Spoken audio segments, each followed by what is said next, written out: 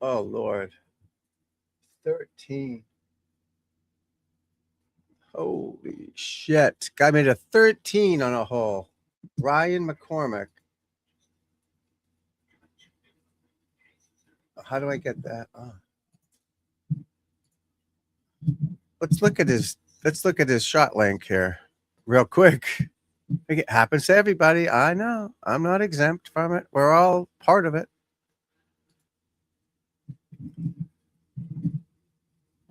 He hit 7 balls into some guy's house. 1, 2, 3. 1, 2. Well, 1, 2, 3, 4, 5, 6, 7, 8, 9, 10, 11, 12, 13. He made a nice 10-footer for a 13. Wow, this poor guy's got the lefts going, huh? That's a professional golfer, folks. Professional golfer. How does he do that? Never go left, ever.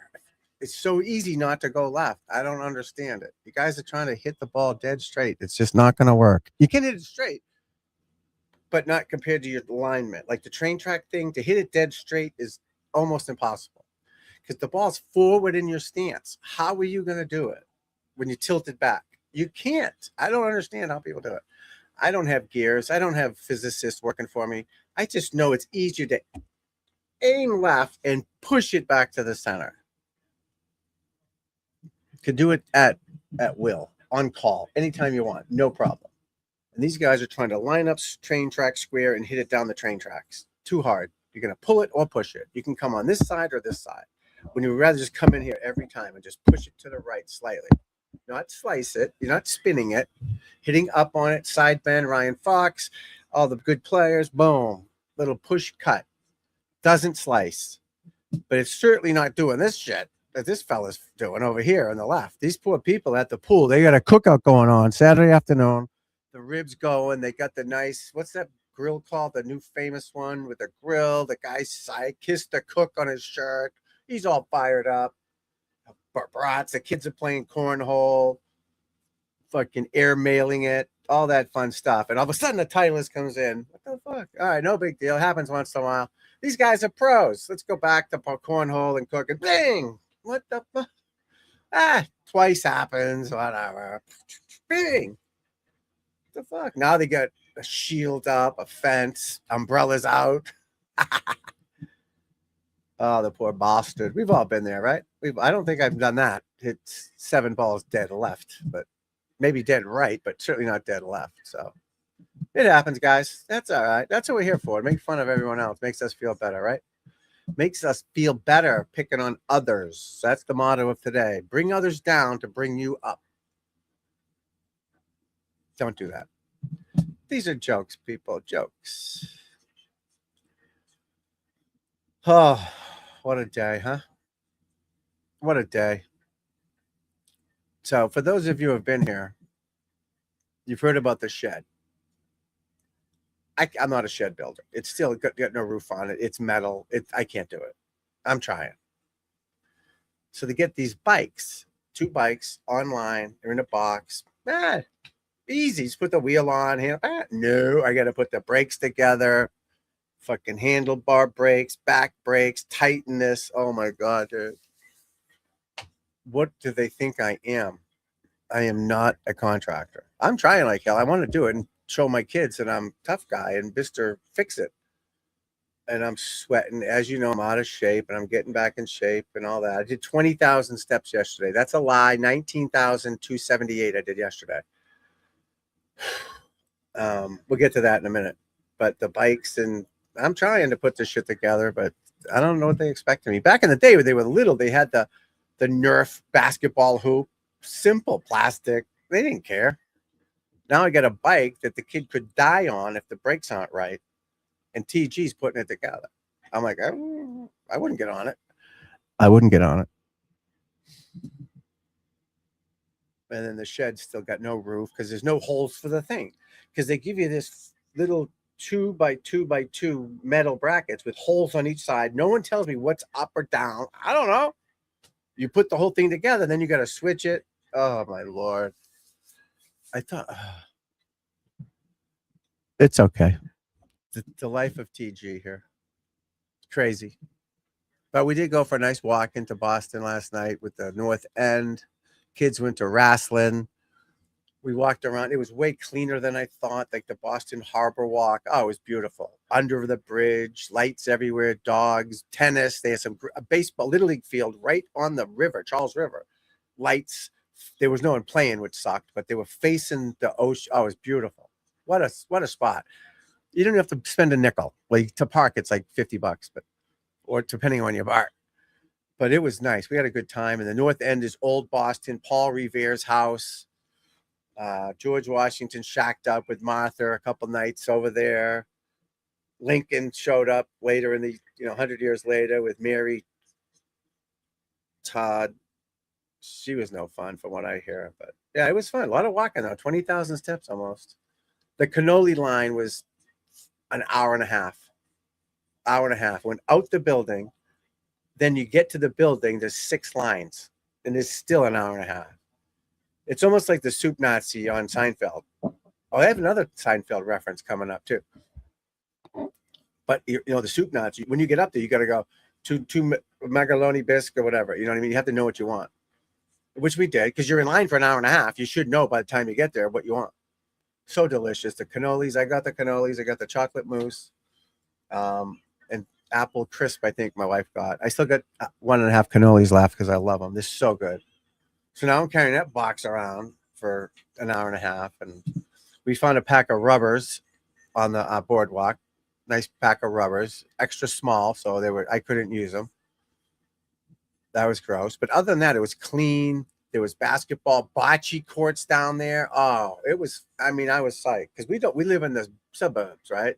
It's only 13 miles away. It's not far, but I just we didn't see many people sleeping on the street. Again, I feel bad for these people. I get it, but I still don't want to see it. But the closer you are to Boston Garden, we saw a few crazies, but one black guy had his ass showing, and you could smell him. And then there was a girl, Hispanic type girl with a mini skirt on. I didn't see it. My wife saw it, and you could see the butt cheeks. You could almost see the front hanging down. You know what I mean? It's just gross people. But when we went for that walk to the North End and all that, it was perfect. So if you're around here, go check it out. Old Ironsides was there. People on the ferries. It was a nice little breeze. It was a good night. A good night. And they had some festival of St. Geronimo or something. Gennaro, I don't know. So they had games and all the restaurants were packed. The one place we decided to eat at,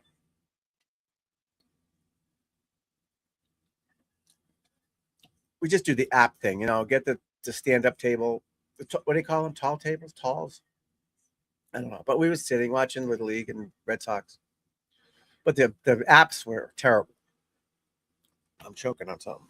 Octopus, dock, oysters. I mean, I'd eat those, I guess, at some point, but we wanted like nachos and shit like that. But the Italians, I don't think they go for that shit. So we didn't get anything. Had a couple of drinks that were nice and good. It was Luca, Lucca or something. Luca. It was nice. We had a good time. No complaints. Just didn't want the menu for the apps. It was fun. So we just walked around the North End and had fun while the kids were at wrestling at the garden. So the other Seinfeld reference. So coming home where we live, there's a house. Where's the street? Down this way. They light up the front of their house like Kenny Rogers Roasters. Remember that on Seinfeld with the red light going into Kramer's room? You're killing me, Kenny. The red light. It's very similar. So we're coming around the corner, and you could see the other house on the right, because it was a tree there, lit up red. And we're up there, and it's Kenny Rogers Roasters, these people. So they must have to see it and affect them, so that's kind of rude. Don't do that shit, people. Yeah, good night. Good night. Good to get out. And yeah, if you're in the Boston area, that was fun to walk around. Harbor Walk or something. Again, the Little League fields were perfect. Tennis, basketball courts, perfect. Then we went to this other rink not rink. So off the waterfront, more towards the north end, there was a basketball court, beautiful, and then a street hockey rink with the Bruins logo, real nets on each end, but on the sides from blue line to blue line, just inside them, there were nets built into the wall. So here's the boards normally, right? And there were nets built into it. So you could have 2 games going this way too. They were just metal stationary nets. The other ones had regular nets you could move and shit. Bruins logo. This basketball court had the Celtics logo. Oh, it was awesome. Right in the north end, right? Paul Revere lived right up the street. It was beautiful. And we never go there. We don't go there. What are you going to go there for, right? But it was nice. I'd kill for a street hockey rink when I was a kid. We played street hockey 7 days a week, 24 hours a day when we were kids. The wooden net you made on your own car, you got to lift it up and move it. Then we learned to put them in the corners on an angle so the cars could go down the street. You know, instead of in the middle of the street, we moved them. And then, but all the places, I mean, apartments, they're beautiful old bricks, old cemeteries. There's nobody seems to live there. You didn't see anyone coming in and out, but the festival was jammed. Yeah, the 20,000 wore me out today, though. Again, putting the bike together. I got another bike to put together later. You know, fix the brakes. Oh, what a pain in the ass.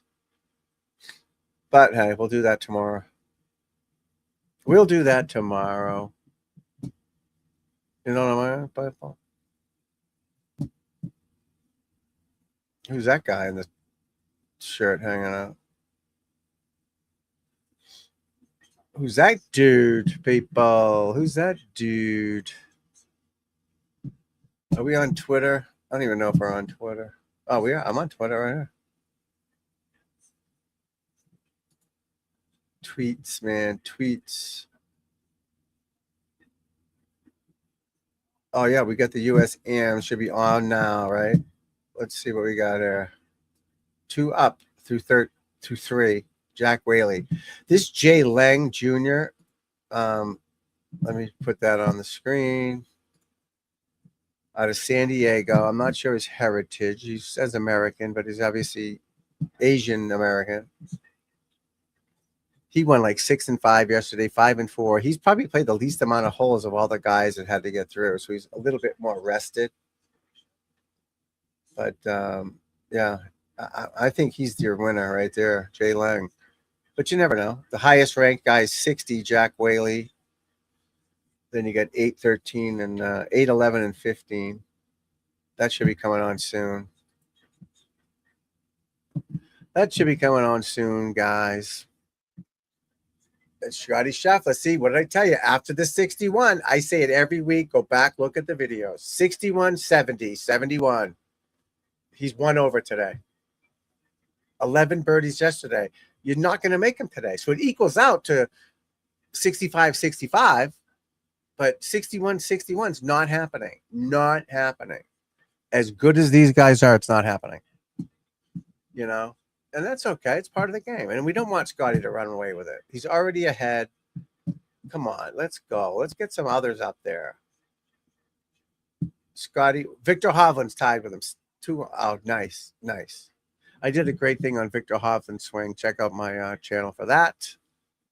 That left arm, his arm is bent the whole way. Let me get my name off there. Let's get this stupid thing off there anyway.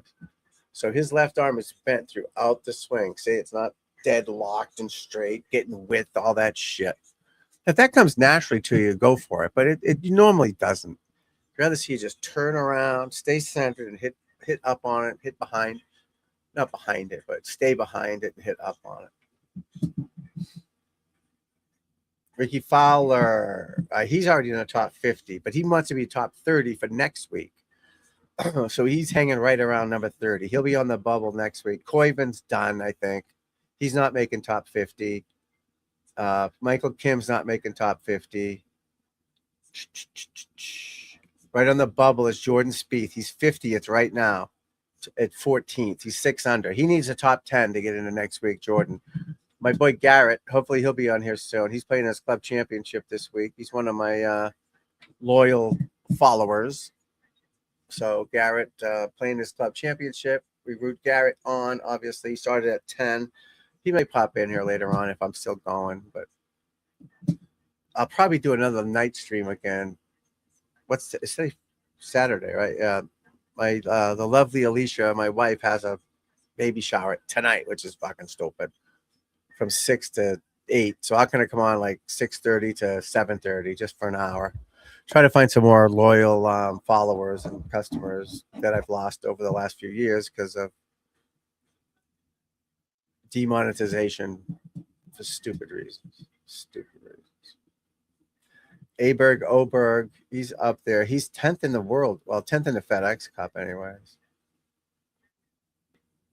59. Brian Harmon's trying to work his way up. He's up 6. He's 10th. He needs a top 5 probably to get in the top 50 for next week. It's like a kind of like a Q school, this FedEx Cup, to get into each and every week, you know. Xander's and Alex Noren's 46-45. 54-50 Spieth. Sorry, we already did that. Yeah, Patrick Rogers probably not going to make it. Koivin's not going to make it. Pearson Cootie on the bubble, 56. He's up to 55th at 26. So if he can get up to top 10, he's in for next week. Keith Mitchell's 49. That's projected. It's where he started projected. It's when I say 49, 48, he's projected. He started at 49, projected 48, where they stand right now.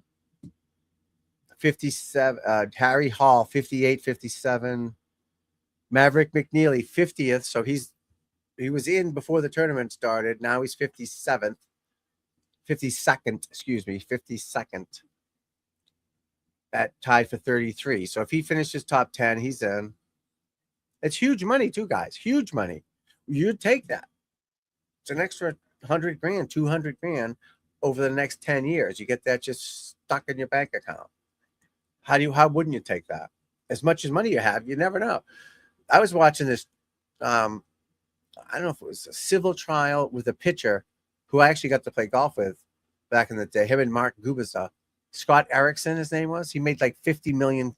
This is back in the 80s, 90s. And I guess him and his girlfriend were racing down the street, and his girlfriend ran over 2 kids. So he got in trouble for it because he was racing. And he says he's broke because he can't pay. He owes them $160 million somehow. He hasn't any money, he said. Gone. Now, 47 million, you could probably go through that pretty quick. But these guys nowadays making 100 million, athletes, not golfers, but athletes. So these guys got to make as much as you can because taxes takes half. So if you're making 10, they take 5. 5's still good, but you know what I mean. Michael Brennan, 47th, started 48th. So he's in. I wonder if these guys are watching the scoreboards will show you live where you stand. You think they're watching it? I gotta do better. I gotta do better. No, they're not watching it. They might watch it, but it's not going to change the way they think about each shot. And the guys that do think that way are going to go backwards. Once you get conscious and thinking about it, in the toilet.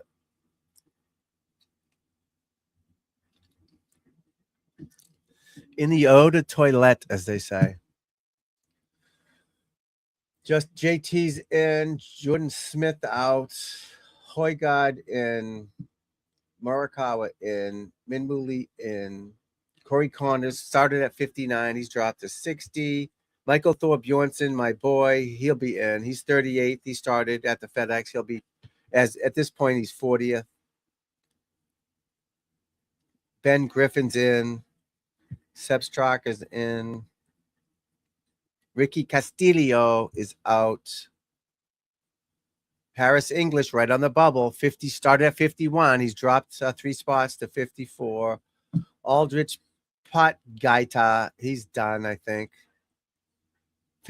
Alex Fitzpatrick's in. Great season for him. He got so lucky getting his brother to bring him to the Zurich Classic and winning. Kind of like Brooks Koepka with Chase back in the day, but it didn't pan out because they didn't win. But Fitzpatrick boys won, and that got him on the tour, and he's proven himself. I got to give Alex credit. At first, I was doubting it. I'm like, that's kind of, But as a player and a pro, get there any way you can.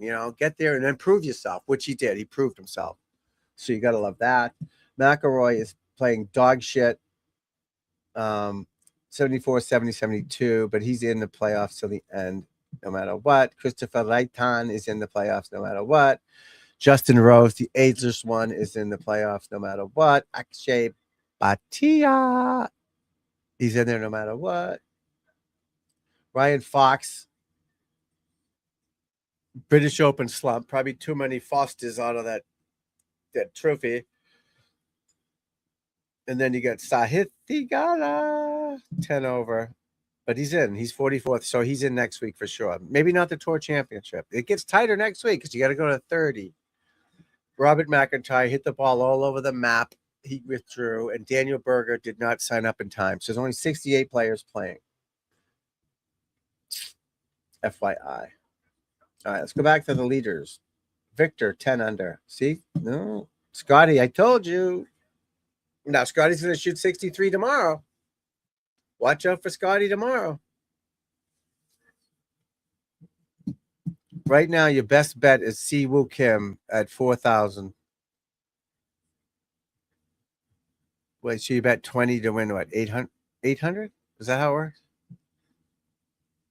Yeah. Sam Burns. I like Sam Burns. He hasn't won enough. What has Sam Burns done? Let's take a look, guys. I don't think Sam Burns is a better player than he's showing on his stats, if you ask me. Wow, 1, 2, 3, 4, 5, 6 birdies today. But let's go to his player profile. Got a lot of sun today, yesterday. You can't probably tell on here, but I used to be bronzed. Oh, it was beautiful. All right. He's won 5 wins. That's it. That's Ricky Fowler stuff. We love Ricky. He's won $42 million. $42 million. Last win, 2023 World Golf Championship. Oh, match play. That's right. Remember those tournaments? Those were great. They got rid of those. 2022, he won twice. 2021, he won once. He's won the Valspar twice. Good for him. I like Sam Burns. Good player.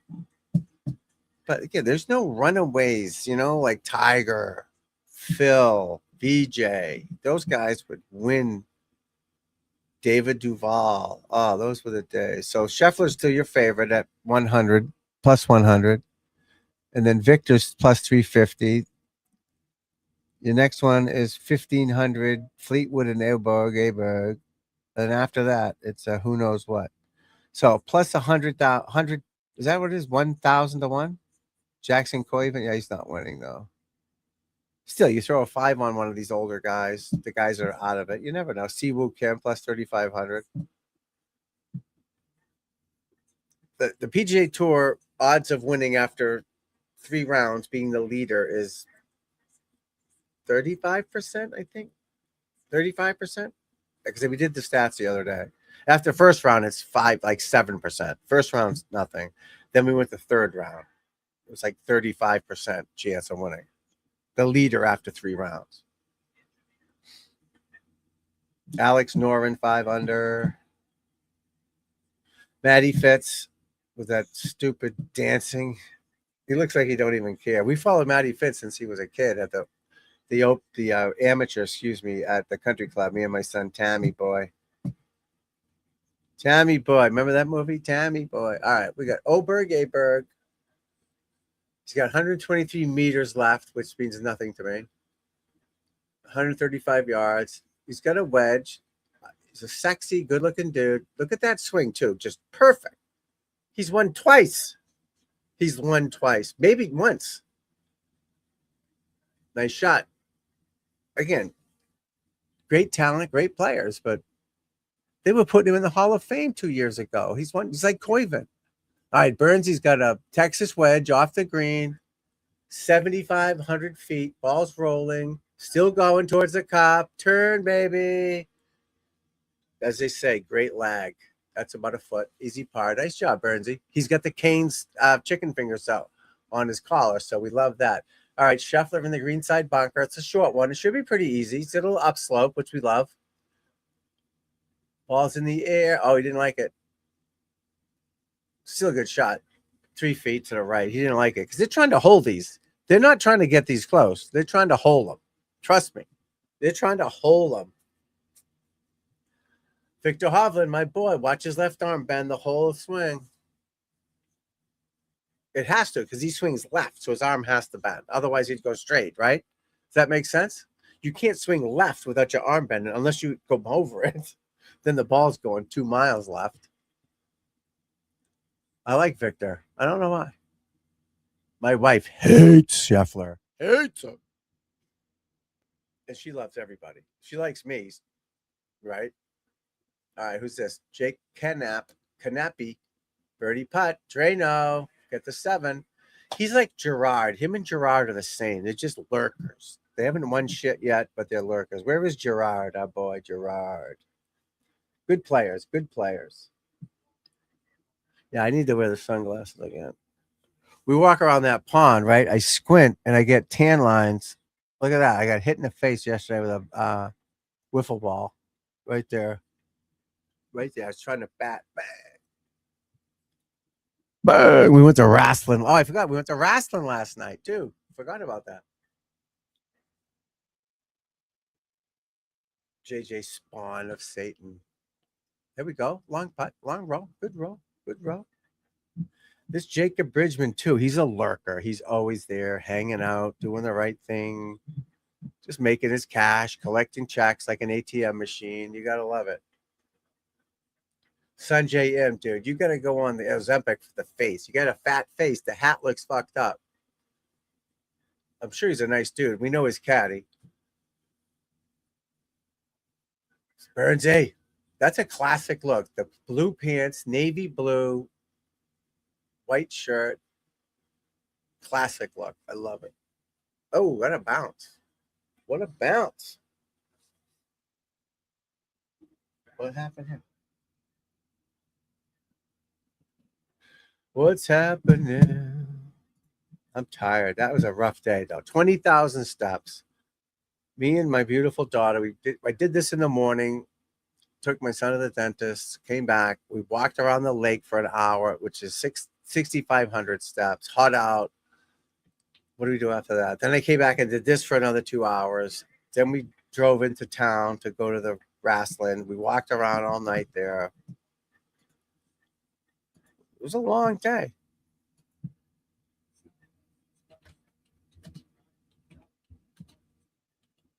For a guy that's out of shape.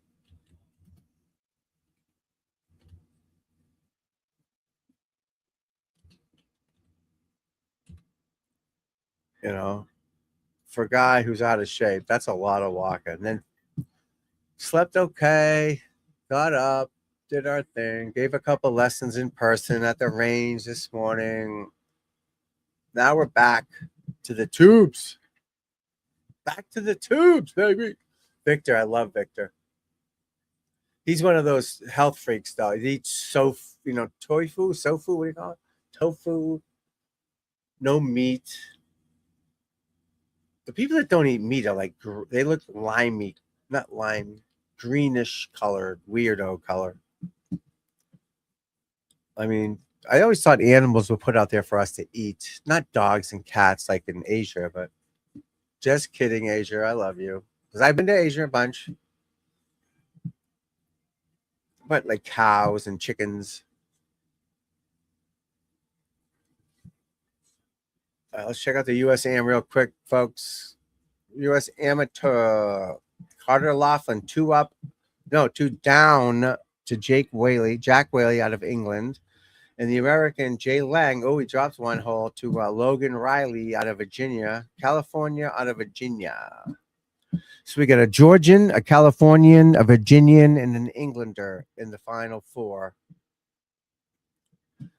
for the US Am. Big, big prizes. If you win this, you get into the US Open next year, the British Open next year, the British Amateur, the next 10 US Amateurs, if you're going to stay amateur, which would be stupid.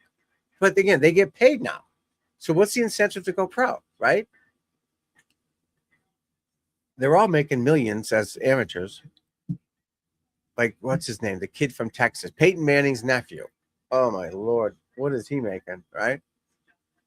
And he's the favorite. He's all-America quarterback.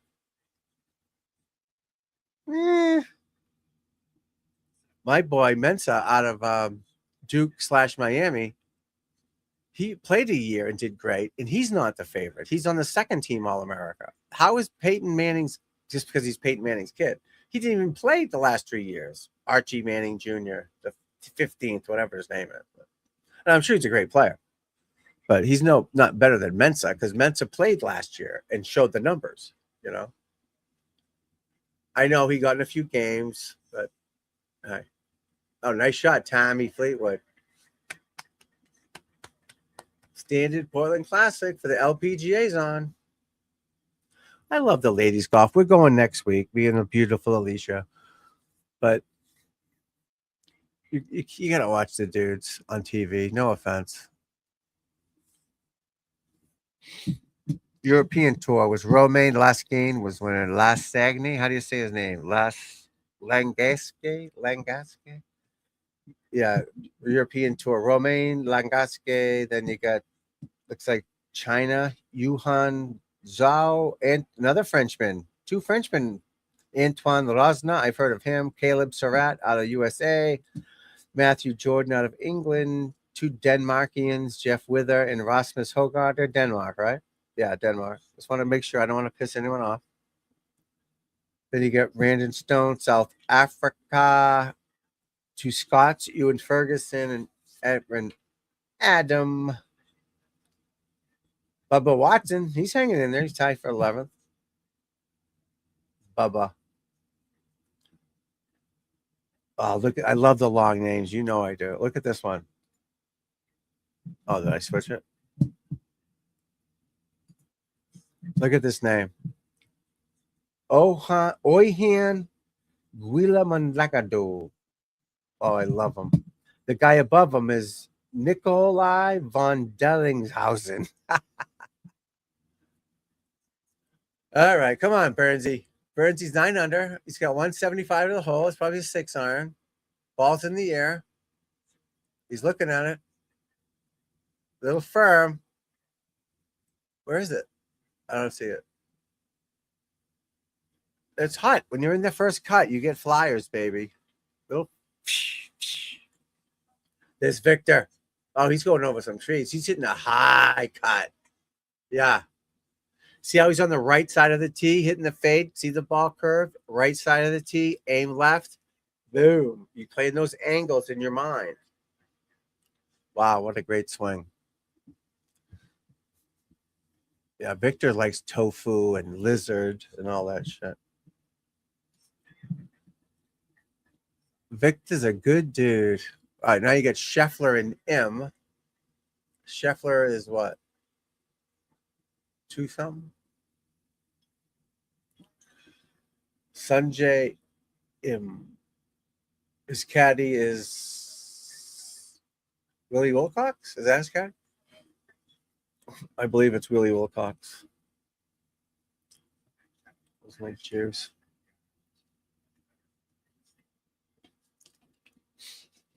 All right, come on. Yeah, Willie Wilcox is caddy. Follow him on X. He's a good follow. All right, good shot. 16 feet left of the target. Perfect. Tommy Fleetwood, ball on the way, putting right at the hole and dropped. Nice. Thomas Fleetwood to 8 under. Nice work, Tommy boy. That was a great movie, Tommy boy. Tommy boy. That's too bright for me. I got to dull it up a little bit. There we go. I get a headache. I think it's from doing this. All right, Scheffler, 129. It's a pitching wedge. Looking at the target. Gap wedge, excuse me. 129. Uphill slightly. You want to fly it past the hole and stop it, right? I'd fly it about 4 yards past it and spin it back. No, same as the other guy. 20 feet left. If I had all their money like that and played, I'd hit at every hole. I would go at every target. But what do you got to fucking lose? Look at those homes. Holy fuck. Look at this one. Jesus. It's just off. Look at that. That's one house. Holy shit. Where is this? FedEx St. Jude? I thought they all lived in the woods down there and lived in the trees and shit. I'm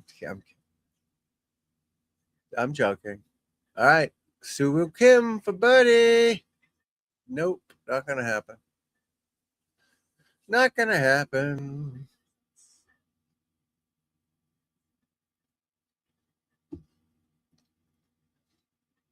Tommy, 2 gloves. 3 o'clock on the East Coast. 13 miles north of Boston, Massachusetts. Keith Mitchell for birdie. He's 3 under. He's 45th on the list. He needs to stay up there. He needs to get to 30. So never mind 50 for some of these other guys. Get in. Oh, he just missed it. You know what I mean? So these guys, they're in at 50 for next week. Big deal. You want to get 30 for the next week. That's where the money is. You get into the top 30, you win the Classic. You win $10 million. You know, fuck the 50 guys. The top 30 guys. Did I swear again? I'm sorry. You know what I mean? You want top 30 because that gets you for the $10 million bonus. I mean, you want to get into next week, obviously, first, but you know what I mean? I have a tick. I got bit by a tick. All right, so top 30, like Jake Knapp is just outside the 32nd spot. He wants to get as high as he can to get in the top 30 because that you're guaranteed. I forget what last place payment is, but probably $1 million maybe. All right, Victor going over that tree. He likes it. Right at it. No, a little left. 20 feet left. Good shot. Oh, his caddy's got the white. He looks like he got Philly cream cheese all over his face to block the sun. Is my skin cancer that bad? I don't think it's that bad. I didn't really lose a lot of sunscreen, but I don't think I'm too bad. My uncle was a mess. God rest his soul. He was a mess with the skin cancer. He's was cracking off him. Poor back. That's in. That's in. Nice. Sanjay M. Atta boy. 9 under. Scotty Scheffler. What happened to Goddard up? Did he fold like an accordion too, or what? Morikawa. He'll be in the finals. Højgaard. Højgaard's on the bubble. He's 32nd. Thor Bjornsson. Yeah, he's on the bubble. He's 51st right now at 40, right? So if he finishes top 20, he'll be into the next week for sure. Oh, no. I keep getting confused with the 30 and the 50. That ball's in. Oh, power lip out. Scotty, too hotty. Yeah, you made everything yesterday. He thought he could have shot 57 yesterday, he said. What? He's pissed off at his 61. Fuck, that stinks, guys. All right. 1 over. How was he 1 over? What hole did he birdie? Wasn't he 11 under to start? Yeah, he was 11 under to start.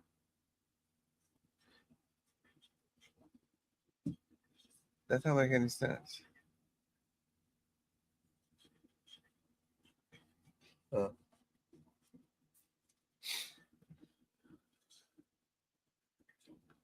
Oberg. See, they say Oberg. Some say Aberg. That's why I say Aberg, Oberg. That way I can not piss anyone off for saying the wrong name. Scotty too hotty, just on the fringe. He'll Texas wedge it up there, folks. Texas wedge it up there. Scotty doesn't look like he's that much fun at a party, you know, unless he just lets loose. But he looks like he's just boring. Yeah, I just hit it inside left, you know, just putt it the best I can.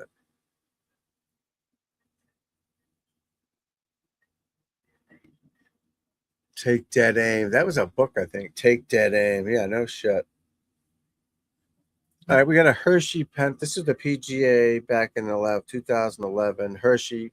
See how it's shaped like a Hershey Kiss bar? That's pretty cool. It's a ball mark fixer. That comes off the PGA ball markers. I mean, pros, we don't use these as players. Like the girls clip it to their hat and shit. My mom used to put it in her shoelaces. So she bent down, she grabbed it, which kind of makes sense. But I've had this for a million years, shaped like a Hershey Kiss. It's just a saving thing that I got. I got a million of them. This one from the PGA, I think, was South Africa. Still in the wrapper. They gave us this thing. It's got like a dial on it. I can't see it. It's pretty cool. Pretty cool. This was from that PGA 2011. You get these money clips you put on your belt. Then you get the US Open stuff. There's another one, another money clip.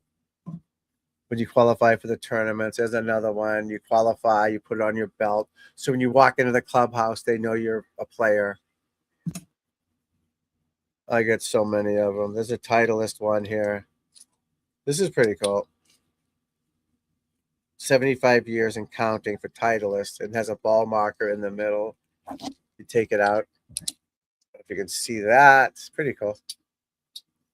You get all these little trinkets that they give us throughout the years. Another PGA, Vegas Pro-Am ball marker. I'm making a mess here. Another tournament with your name on it. Tile it in there. Oh, earbuds that I've lost. I found just now. US Open qualifying thing with the name in the back of where you played at and all that stuff. US Open. Another tour event. You just click it on. Tom Gillis, 2004. It's pretty cool. They give these little tricks. Now they're probably better, but an LSUT. This might have been Sam Burns gave this to me at one point. I have more, but I don't know where they're at. There's my 26. Yeah. So many trinkets, guys. They give you all this stuff throughout the years. I get so much of it everywhere. You got the head covers they give you for the PGA. Scotty Cameron. This is the one I used to use this one a lot. That's why it's so dirty. It was used to be worth pretty good money, but I call my wife the scooter for whatever reason back in the day, and these have scooters on them. Scotty Cameron, but I use that one. And you get the original Circle T with that ball marker fixer on here. I didn't want to take it out of there, but you've seen it before. It's got the Scotty Cameron dot thing there, the Circle T. Oh, and more shit. Just a little stroll down memory lane, you know what I'm saying? And that wasn't that good. Imagine the guys that are good, what they get. Way better stuff. My PGA pin. PGA, 25 years as a member. I've been in the PGA more than 25 years, but as an official member, 25 years, they give you that pin. And there's like a plaque back there and all that stuff. What's this one? Oh, there's another one. Oh, the veterans gave me this. No, the Francis we met, they gave me that one for running a tournament. This is the veterans for running a veterans show. I can't even read it, but it's pretty cool. These little medallions and stuff, you know. Good stuff. Oh, there's another one. Is that a different one? Oop. I hope I didn't break it. Then we get all the, I think I showed you before, all the passes. There's 100 of them there. It's good stuff, people. Good stuff. All because of golf. I've been to Super Bowls, World Series, all that. Just because of golf, guys. Just because of golf. This hat's too tight. Golf brought me all over. I remember I stole that one from the PGA, the caddy band. I wasn't supposed to, but there's more shit everywhere. Very lucky. Very lucky, guys. Very lucky. 316 on the East Coast, 70, 80 degrees here. All right, Maverick McNeely, where'd he move up to? The Mavster.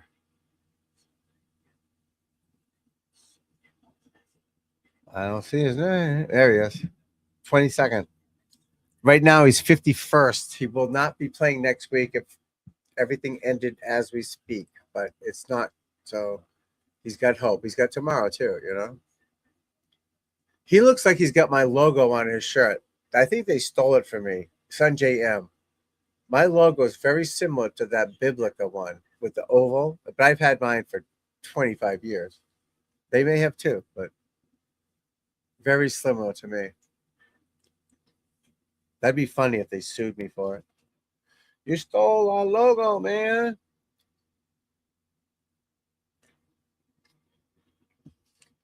Why you steal our logo?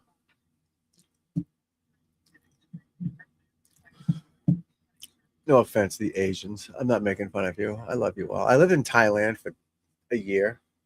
Bangkok. Shooter lie, says Dottie. Too hottie. Oh, that's way over. She's right. No spin on it. A runner. A runner.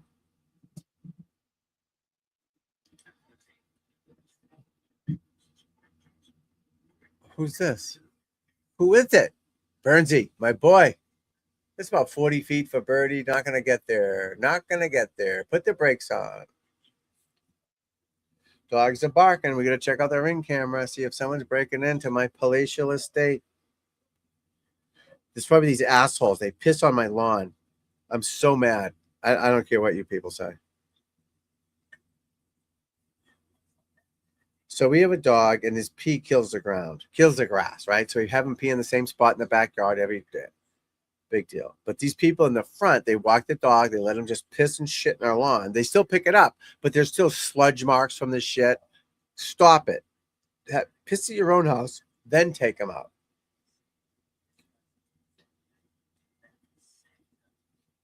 You know what I mean? I work hard to keep my grass nice. I don't want these a-holes. What's he barking at?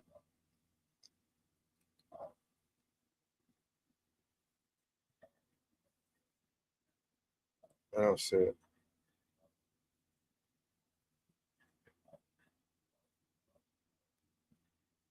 I don't see people.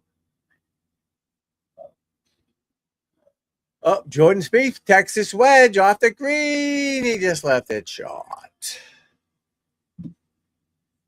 Just left it short, guys. Just left it short. Should happen to the best of us. All right, Victor Hovland, watch that left arm bend. You guys are all out there trying to keep your arms straight.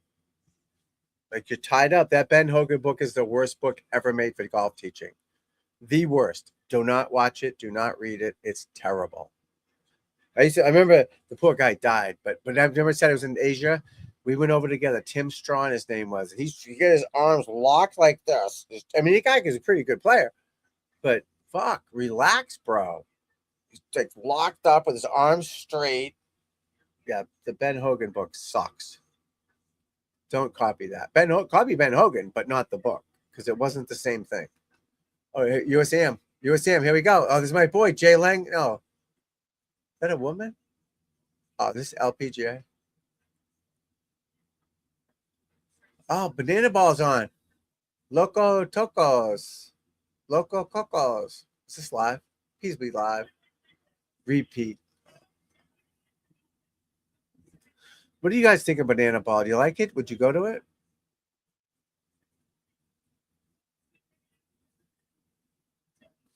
I'm not sure I would. But all right, I'm going to go check on the dog real quick. All right. Don't leave me, guys. Just going to check on the dog. He's barking. Something's bothering him. You guys love animals, right? So hang tight with me. This drill is the towel across the chest drill. I took a basic thin little towel here, golf towel. I'm going to wrap it under my arms here across my chest. This is to help you use your body better in your swing. Most golfers just use their arms, not enough body rotation. If you're losing any power in your swing, that's part of the reason. So you need to be able to turn your chest and rotate your body more. By putting this under your arms, it forces you to use your body and rotate your shoulders rather than just, you being handsy. We don't want that. So you wrap a little towel across your chest, tee the ball up. I got a 6-iron in my hand here, and it's going to be an abbreviated swing. I'll do a practice swing for you, where it's a little shorter swing and I'm rotating my chest to that target, trying to keep that towel under my arms. I don't want my arm lifting up and having that fall out. That's going to take my club off the wrong path, wrong swing plane. Okay, I got the good grip, good setup, ball teed up nicely here, and I'm just going to go nice and smooth and balanced. Okay. Good balance is the key to all of our drills and all the swings we do. You do this, it'll really help you use your body better and get you some more power. This drill is the towel across the chest drill. I took a basic thin little towel here, golf towel, and wrap it under my arms here across my chest. This is to help you use your body better in your swing. Most golfers just use their arms, not enough body rotation. If you're losing any power in your swing, that's part of the reason. So you need to be able to turn your chest and rotate your body more. By putting this under your arms, it forces you to use your body and rotate your shoulders rather than just, you being handsy. We don't want that. So you wrap a little towel across your chest, tee the ball up. I got a 6-iron in my hand here, and it's going to be an abbreviated swing. I'll do a practice swing for you, where it's a little shorter swing and I'm rotating my chest to that target, trying to keep that towel under my arms. I don't want my arm lifting up and having that fall out. That's going to take my club off the wrong path, wrong swing plane. Okay, I got the good grip, good setup, ball teed up nicely here, and I'm just going to go nice and smooth and balanced. Okay, good balance is the key to all of our drills and all the swings we do. You do this, it'll really help you use your body better and get you some more power. This drill is the towel across the chest drill. I took a basic thin little towel here, golf towel, and wrap it under my arms here across my chest. This is to help you use your body better in your swing. Most golfers just use their arms, not enough body rotation. If you're losing any power in your swing, that's part of the reason. So you need to be able to turn your chest and rotate your body more. By putting this under your arms, it forces you to use your body and rotate your shoulders rather than just, you being handsy. We don't want that. So you wrap a little towel across your chest, tee the ball up. I got a 6-iron in my hand here, and it's going to be an abbreviated swing. I'll do a practice swing for you, where it's a little shorter swing and I'm rotating my chest to that target, trying to keep that towel under my arms. I don't want my arm lifting up and having that fall out.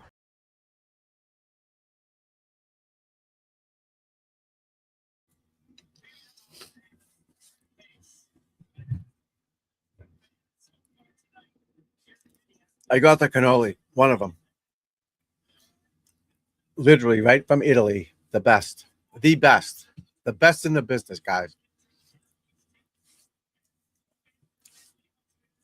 So the dog thing, any different car goes out front of our house. People are a-holes. They always park in front of your house. They should park in front of their own house, not in front of other people's home. It's my opinion, because we don't. We respect everyone's property. You stay in your own lane, all that shit. So I get out there. My daughter's car is on the hill. We're in the driveway. There's a guy behind him in an SUV. I don't know who it is. Dog's going nuts. All right, bro, take it easy. It's just a people. Turns out to be my daughter's boyfriend has a different car that I don't know about and the dog don't know about. So it all worked out. But yeah, people that park in front of other people's houses should be put to sleep. Just park in front of your own house. Because I take care of the front, because we have sidewalk and then grass and then a tree. I rake the leaves. I take care of the sidewalk. I blow it. And then these assholes park in front of it. Clean your own freaking land. We were watching golf. Oh, which channel's it golf on now? Oh, the NFL channel's back. Who has Xfinity that lost the NFL channel? How about that? Oh, that was so frustrating.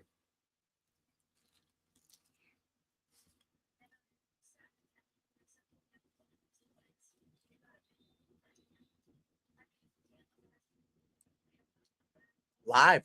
Cleveland Browns, Chicago Bears. Shedeur Sanders. Huh? Future Hall of Famer. Right?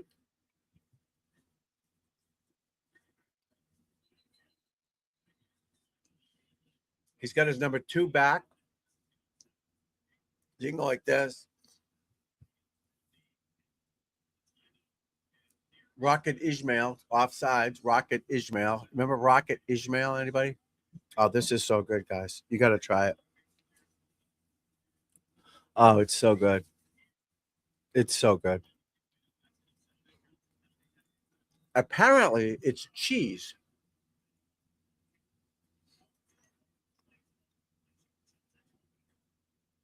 $24-10 Bears.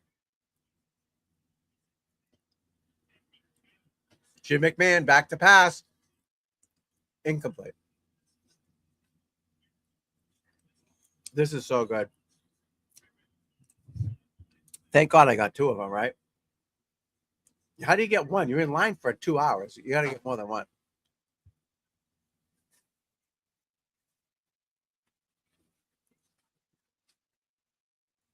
You know, the Bears got a new coach, what, 2 years ago, a year ago?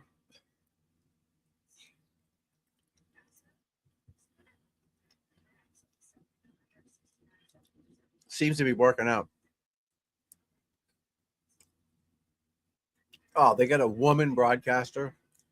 Come on. No offense to the women. I mean, I got my wife, my daughter. My daughter's an athlete. My wife's an athlete. I don't want women talking college pro football. Nope. I don't care what you say. Nope. Get some guy that's played football before, it's been out there, gets it. Because I know just as much as she does.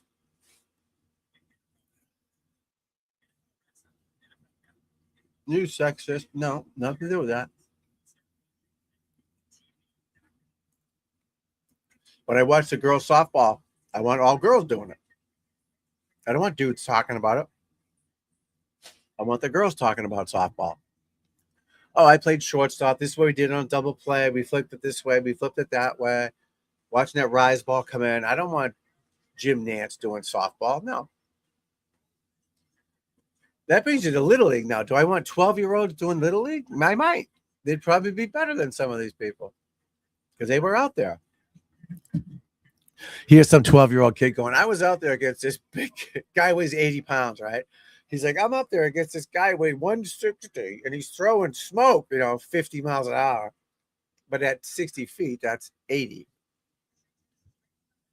That would be funny. But yeah, I mean, this DEI shit, enough. Let's just let the best do it. Women do not need to be doing men's football, pro football. They don't. Oh, you suck. They know just as much as you. I'm not doing it.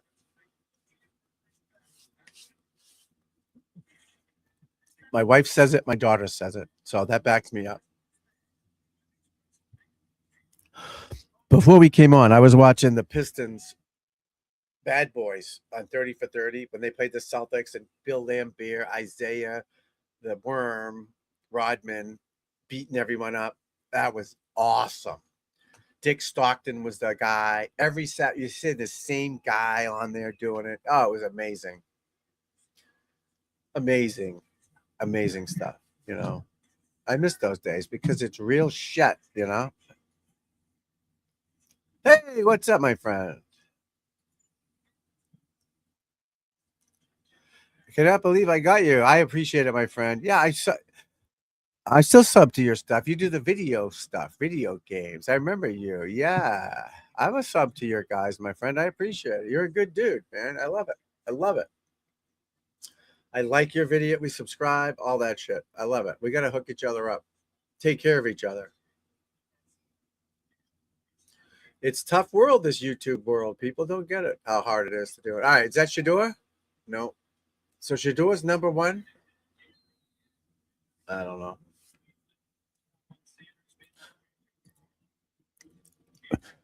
Hey, so you know video games, right?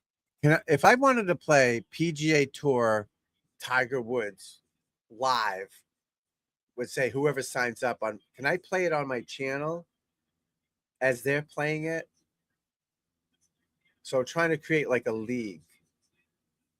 But if it's Xbox, do they all have to have Xbox, or they can do it on PlayStation or whatever? Or does it all have to be Xbox?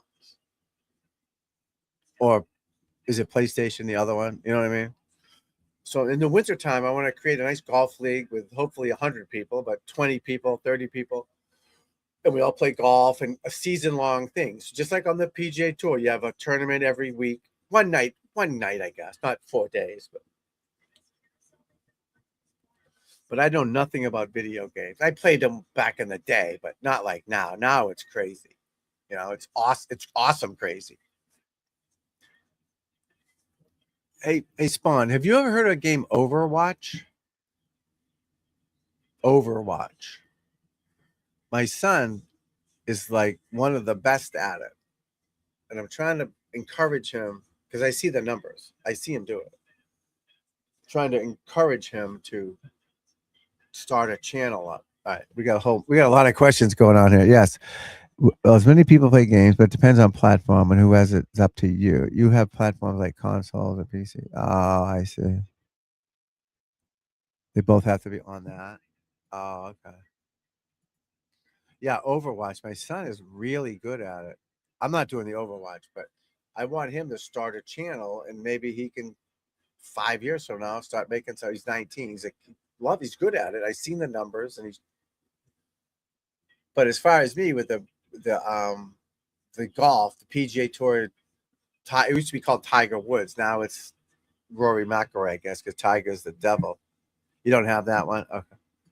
But as far as the golf, so if I have an Xbox, which I have one right here, I have a PlayStation right here, the people that I want to play in my little golf league, it probably all has to be they have to be Xbox or PlayStation, probably, right?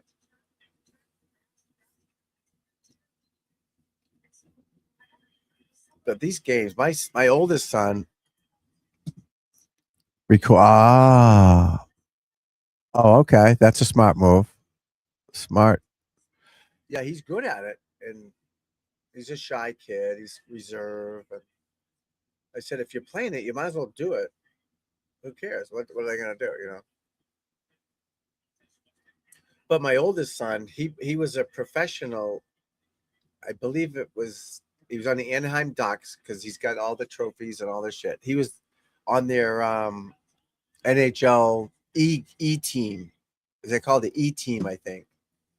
So they played EA Sports professional against all the other NHL teams. He was the left winger for the Anaheim Ducks team for like 3 years. Eventually, he got a real job, but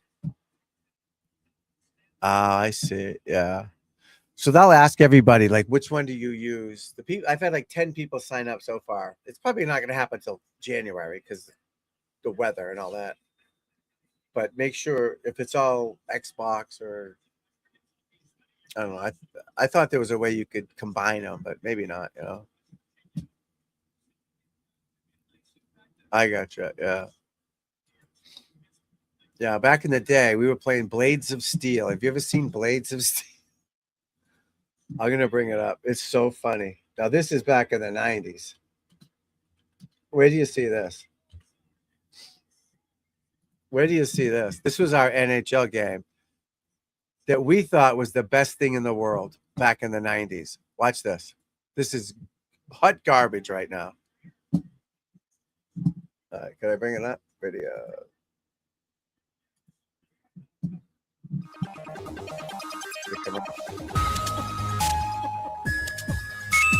This is funny. Blades of Steel. Then the guys that come out, they go face off. Can you hear it? Hopefully you can hear it. So this is how you would set it up. Look at the graphics. But back then, this was amazing. This was cool back then.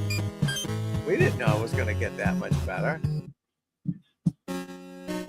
Face off. Lots of guys come out.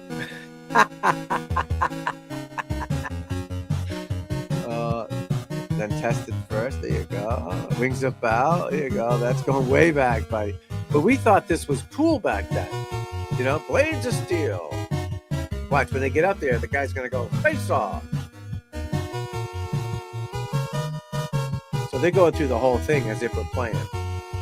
Enough. Get right to the game, people. Face off. Face off. Listen to that. Isn't that a riot? Look at the guys flashing and stuff. We used to think this was so cool. Yeah, doesn't it? Isn't that funny? Face off. Then you'd have this guy get drilled. Face off. And you'd be pressing the buttons like, hit him, hit him, hit him. The guy would go down. Listen to the crowd whistling. The referee dragged him off the ice. Oh, goal. No, he saved it. No, he scored. You can't tell if he scored or not. Blades of Steel. Oh, that's funny. What's the other one? Yeah, the fighter one with Glass Joe. That was a good one. Minnesota won, Montreal nothing. Face off. Face off. Oh, that's funny.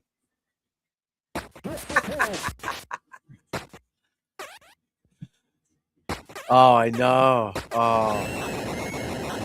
I like these old ones because we play the Mario Kart with the kids, but we played the first one. It's still better than this, obviously, but it's still not as good as what they have now. But now it's too real. We like the old one. Face off. Then there'd be a guy just down here in the corner just going in circles. You're trying to go up ice, and this guy's back here. You're like, dude, come up, come up. Look at that. Oh, they're fighting. Another fight. Now we go to the isolation, right? Oh, penalty shot. Penalty shot. Oh, that's funny. Look at the referee. Oh, here we go. He takes the slap shot. See, because the guy doesn't know what button to press. He takes a slap shot from the blue line instead of breaking in and putting one in on him. Yeah. Oh, it's so funny. The retro is so funny. It's all shit. Look at that's gonna go in. You could score from back there. I remember that happening. You just had to ice it and you'd score. You're like, fuck. Minnesota's purple. Oh, there's a goal. Look at the goalie all pissed off. What the fuck? Oh, I love it. Oh, this is so funny. This was the best one we had back then. Someone out there? What's up? Oh, thank you. We're watching Blades of Steel. Blades of Steel. Oh, that's funny. Yeah, Minnesota and Montreal. Neither colors match any of the teams. That looks at the old Vancouver Canucks and the LA Kings in the purple. Oh, the LA Kings in gold, you know. Oh, that's funny. Oh, me too. Me too. My youngest is 19. My oldest is 24, and they're like playing this game like they're actually out there, you know. This goalie sucks. Get in front of the net. What are you doing? The guy got drilled. He's got drilled. He's lost. Because when you play, watching it's different than playing it because you're watching the puck. Now watching it as a spectator, it's pretty funny. The goalie's smashing his stick. What the fuck? Minnesota, 3-0. We got a blowout here, folks. Now, this is the North Stars. This isn't the Wild. Back in the day, there was the North Stars. Face off. Face off. Offsides by a mile. Get on. He's offsides by a mile. Get on sides, bro. The Montreal goalie. I mean, Minnesota goalie. Look at a slap shot from a. You get drilled. He's like soccer players. They sprawl and everything. That whistle, dog. I heard that whistle in my sleep. Right? Yeah, no kidding. Look at the goal. He's all pissed off again. What the fuck? Oh, I love it. 5 minutes left in the first period. 4-0 Minnesota. What a blowout we got here. Yeah, this is, imagine now, it's like you can see their faces like it's an actual person. All right, who's going to win the face-off here? Face-off. Oh, all right. Montreal's winning out the face-offs, but they can't put the puck in the net. Oh, stole by Minnesota. Oh, this is funny. Did you ever play that game? It was a football game. It was a little square. And they went like this, up and down. You know what I mean? It was a little square box. It had a round field. But the players would go, and you could push them up and then this way. And it would go, I know. Get him out of there. Face off. I know. This guy's a hog. He just wants it all himself.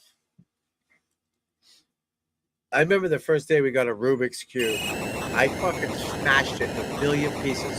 That Christmas morning, Santa Claus. He gives me this thing. I'm doing this shit. I'm like, I want a fucking model airplane or blades of steel. I don't want a fucking Rubik's Cube. I'm 13.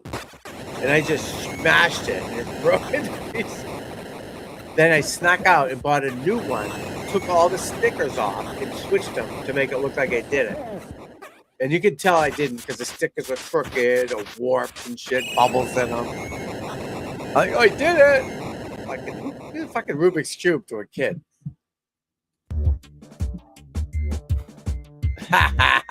Me too. Why would you give me it? What the fuck is this? I'm on Blades of Steel, people. Blades of Steel. Oh, walkthrough guide. What's this? Hello, class, and welcome to this Blades of Steel NES walkthrough right here on Video Games 101 by way of Let's Play with Brigands. I'm your instructor, Professor Brigands. We have a class on this. I hate to date these classes, but we are running this class just ahead of the Stanley Cup Finals. Thought it would be very appropriate to dedicate an entire class to this NES Ice Hockey Classic. A lot of people's pick for the best hockey title on the NES. It's right up there with the original Ice Hockey from Nintendo for me. That's how much I love this game. But in terms of difficulty, Blades of Steel, it can take a little while to adjust to the speed of the game. Not to mention controlling your goaltender. That's always the wild card. There are 3 different difficulties in the game, 3 different settings you can choose. We're going with the hardest one. So if you're playing on that, I'm going to go ahead and give Blades of Steel for the NES a 6 out of 10. On the frustration scale, this equates to biting down and then throwing your controller across the room, or maybe the rink, I should say, more appropriately today, which probably would make it go even farther with rink being made of ice, but I digress. We've got plenty of tips to help you take down any opponent you come across, human or computer controlled, and a lot of that has to do with our guest TA today. Class, give a warm welcome, returning as guest TA here on Video Games 101, once again, Doc Lewis, everybody. Hello, Professor, and thank you for having me back. Of course, always happy to have you, Doc. Doc Lewis. Not a lot of people know that I got my start as a bench coach back in the 70s for the Brooklyn Blades. Yeah, little birdie told me as much. I think you mean Little Cat, but yeah, I get your point. But yes, when I got into boxing coaching, before I switched to having my fighters, I don't remember being in an arcade, right? Pedaled on a bicycle-based training techniques. I used to have them lace up a pair of skates. And did they tell us what it was on? Is that Nintendo? Yeah, Nintendo. Yeah. Nintendo, but they didn't. I don't think Nintendo made games. They just made the console. Other people made games, right? Because I remember seeing a documentary where these kids got rich. I forget what game they made, but they were separate from the console, so they sold it to Nintendo, right? Type of a thing. So Konami made it for Nintendo. So you get Nintendo, PlayStation, Xbox wasn't around then. I don't think Atari was around then, right? All right, my friend. Hey, great chatting with you, my man. Is it loud? All right. Thank you, buddy. Thank you, my friend. All right. I'll talk to you soon. All right. I appreciate you, man. Thank you. Yes. Okay. Oh, this is bringing back great memories. Great memories. Yeah. Thanks for the advice with the volume. I can't hear. I don't wear headphones, so I can't even hear it. But yeah, I'll check your shit out again. And yes, when I got into boxing coaching, stay around, my friend. Before I switched, I need hours, man. I got demonetized. I got to get my hours back before they go to 8,000. Training techniques. I used to have Anytime, them man. lace up a Anytime. pair of Good to see you, skates and buddy. make some laps around the Right, ice. I'll put yours You on may in the not realize background. it, We'll but watch each a lot other of in the the same background. We'll footwork get them back. applies to dancing like a fly as it does Appreciate it, skating man. around a hockey You're good. rink. You're a Well, I good can't wait to man, my see what you friend. have It in does bring store back for good us, memories Doc. too. As Doc's going to be I'd go on joining the us exercise as our bike. I hate guest to TA for the exercise, first but I'd period sit on the of bike Blaze just and playing Gary this have some all night, tips and they're all going of to a be sudden be sharing on a the little bike bit for later 2 as hours. well. I'm like, what And the Fluff fuck, has a dude? number of interesting I facts didn't have the game. about I'd be done Blades in of 10 Steel minutes. for Like, the fuck no. NES. So But I'm let's riding the run the bike intro and get into this or on Blades the of Steel treadmill NES playing walkthrough Blades of right Steel. here You know? on Video Games 101. Oh, that's funny. All right, my friend. I'll talk to you. Let's give a hand to my friend Spawn Trooper, supporting everybody. Thank you, my friend. Awesome stuff. Yeah. Again, we're a golf channel because we're golf pros and we teach golf, all that shit. But we've done everything. We love all sports. We love on true crime. We love and the hardest everything. Like I was playing bocce in the North End and you last can now night, select Boston, your rolling this team. ball. Doc, But it was a is court. there any It was probably 50 discernible feet difference long. between all the teams It had like here in tennis Blades court of Steel? gravel on Well, it. Professor, I spent a lot of time with all these teams now. It had tennis court clay. I don't know what it was. Bocce, but I'd rather play in my backyard bocce. But the ocean, not the ocean, but Charles River was right there. The ocean was over there. Planes landing, ferries. Oh, it was awesome. What a good time we had last night in Boston. Yeah, it was so nice. But these games bring back memories. But do you guys remember the games where you would play? What do you need, my friend? Hold on, Monty. What do you need, my man? Hold on, Monty. This happened to me as well. Oh, so you got demonetized too? You need 1,000 subs? All right. We'll work on that, my friend. Yeah, we'll work on that. I'll help you out. If you have 100 subs in over 4 hours, watch me reply. Yeah. 100 subs in over 4 hours? What? Yeah. We'll talk about that. All right, Monty. Where's my friend Monty at? What do you need? Tips for what, buddy? What type of shot? Drills, basic drills. Don't watch too many crazy YouTube videos. Stay centered when you're swinging. Hit balls with your feet together so you don't move all over the place. A lot of drills to do, buddy. A lot of drills. You did? Yeah, I've got like 2,500 back hours. So I should have that by February 1st. Once I start doing more of this stuff. I got 10,000. I got plenty of subs, but when they demonetized me, December 12th, 2024, I said, and I just gave up. I said, I'm not going to, this is crazy. Instead of getting fired up and kicking ass, I just gave up. I was going through some health shit, so I stopped. But then about 5 months ago, I said, you know what? Screw them. I'm going to just start trying to get back into it and just keep kicking ass. You know what I mean? Why let them win, you know? Why let them win? Good question. I have a bad slice. Oh, yeah. All right. So Monty, you know what a slice is, right? You gotta understand what a slice is. You played today with just your irons. Smart man. That's a smart move, man. Right. The longer the club, it's easier to, you know what over the top means? So here's the ball, right? So if I'm coming, let me give you a ball here. So if I'm coming at the screen, a slice is you're going like that. Your swing path. My hand is the club. You want to come from the inside. So if you draw a line from the ball to the target and back, like think you're on a railroad tracks, okay? And the ball is on one track and your feet and shoulders and hips are the other track. They're parallel, right? They never meet. They're always like this. What you're doing is you're swinging towards the other track, right? With the longer clubs. It's easy with a shorter club not to do this. So with a longer club, you're swinging towards the other track, towards your toe, kind of left. What I want you to do is swing that way. So it's going to go right at first. You're going to push it. You're going to hit like this. Okay. And eventually, once you get the path down, what's going to happen is your arms and hands are going to learn to square it up to hit a draw or hit it straighter. But with that longer club, you're swinging left of the target. So what I want you to do is I want you to hit balls with your feet together. That's a drill you do to stay centered. But let's say you go in the backyard with a wiffle ball or the driving range. Take a 9-iron, 8-iron, line up straight. Instead of straight, I want you to, is that square, lined up square? I want you to push it to the right on purpose. Push it to the right. A slice goes like that. A push goes like that.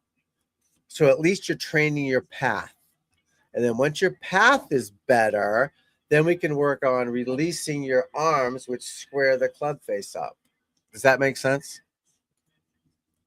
Exactly. So a fade is, you get two types of fades, Monty, a push fade and a pull fade. You want a push fade. So pulling it left with an open face, that's what a slice is. You're swinging left, but the face is open, which spins it. I want you to push it. It goes dead straight right. So if you were aiming at pitcher's mound, second base, center field, I want you to push it over the second baseman's head towards the right fielder, because they're pretty much on a straight line normally, unless you're playing the shift for Aaron Judge or something. But you got second baseman, right fielder in line. You're lined up at center field. I want you to push a few over second baseman's head into the right fielder and work on your path. Okay. Once we fix your path, then the face gets easier to fix. Okay. Try it tomorrow. Take a video. If you want to email me, tomgillis@pga.com. I'll put it up there for you. No, is that the one? No, that ain't it. There it is. This one. So email me, tomgillis@pga.com, and I'll send you my cell phone and you can text it to me. Oh, you're British. Oh, damn. You didn't tell me that. All right. Cricket. Same thing. They throw the ball at you. I want you to hit it to the right of you, not the left of you. I know it's a round field, but push it to the right. Make sense? Very similar stuff. I love cricket. I love it. But you know what I mean? Just hit it to the right of your body, not the left. Start it to the right. All right. And just email me. I'll get you my cell phone and you can take video of it and send me the videos and I'll help you out. Okay. And I appreciate, don't forget to subscribe and like it. I need that too, because I need to grow my channel back. I got demonetized 2 years ago for no reason in particular. Just they were being meanies. I'm a golf channel. I'm not doing anything crazy. Why I got demonetized is insane. So I'd love to help you, Monty. I appreciate you, man. Yeah, so Monty doesn't know. I'm watching hockey here on video games and talking about baseball. He's like, what's happening here? Monty, we talk a little about everything, mostly golf, but we get off the rails a little bit and talk about other sports and stuff. Again, even cricket. I love watching cricket. I'm still trying to figure it out, because that guy runs up there and he throws the ball like right in front, and I got to whack it. Looks hard, man. Looks hard, but I like it.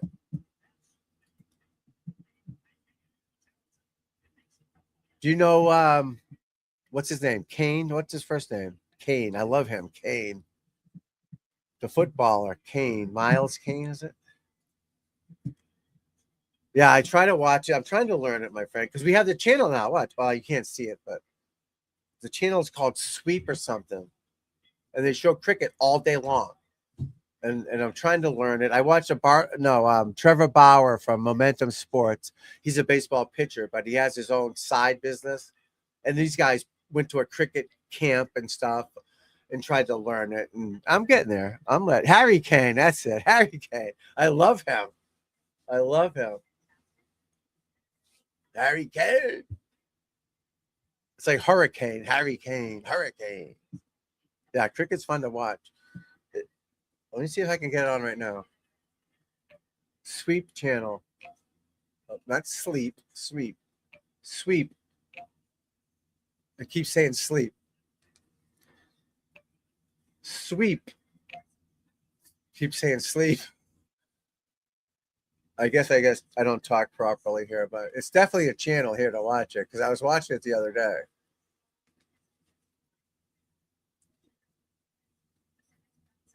That's what's wrong with this world, right? Take care, my friend. All right, send me an email and we'll talk to you. Okay, I'll see you tomorrow. I'll be back on tomorrow. Thanks, Monty. But yeah, these other sports like cricket, he knows cricket inside out. We don't.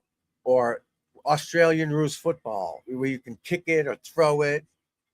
Even not rugby. Yeah, rugby. We don't really know rugby, but we know baseball. We know hockey. We know, you know what I mean? It all depends on where you live in the world.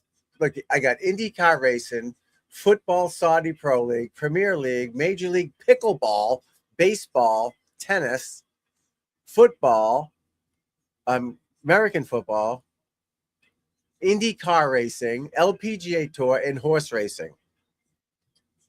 How do you keep up with all that, And then they have the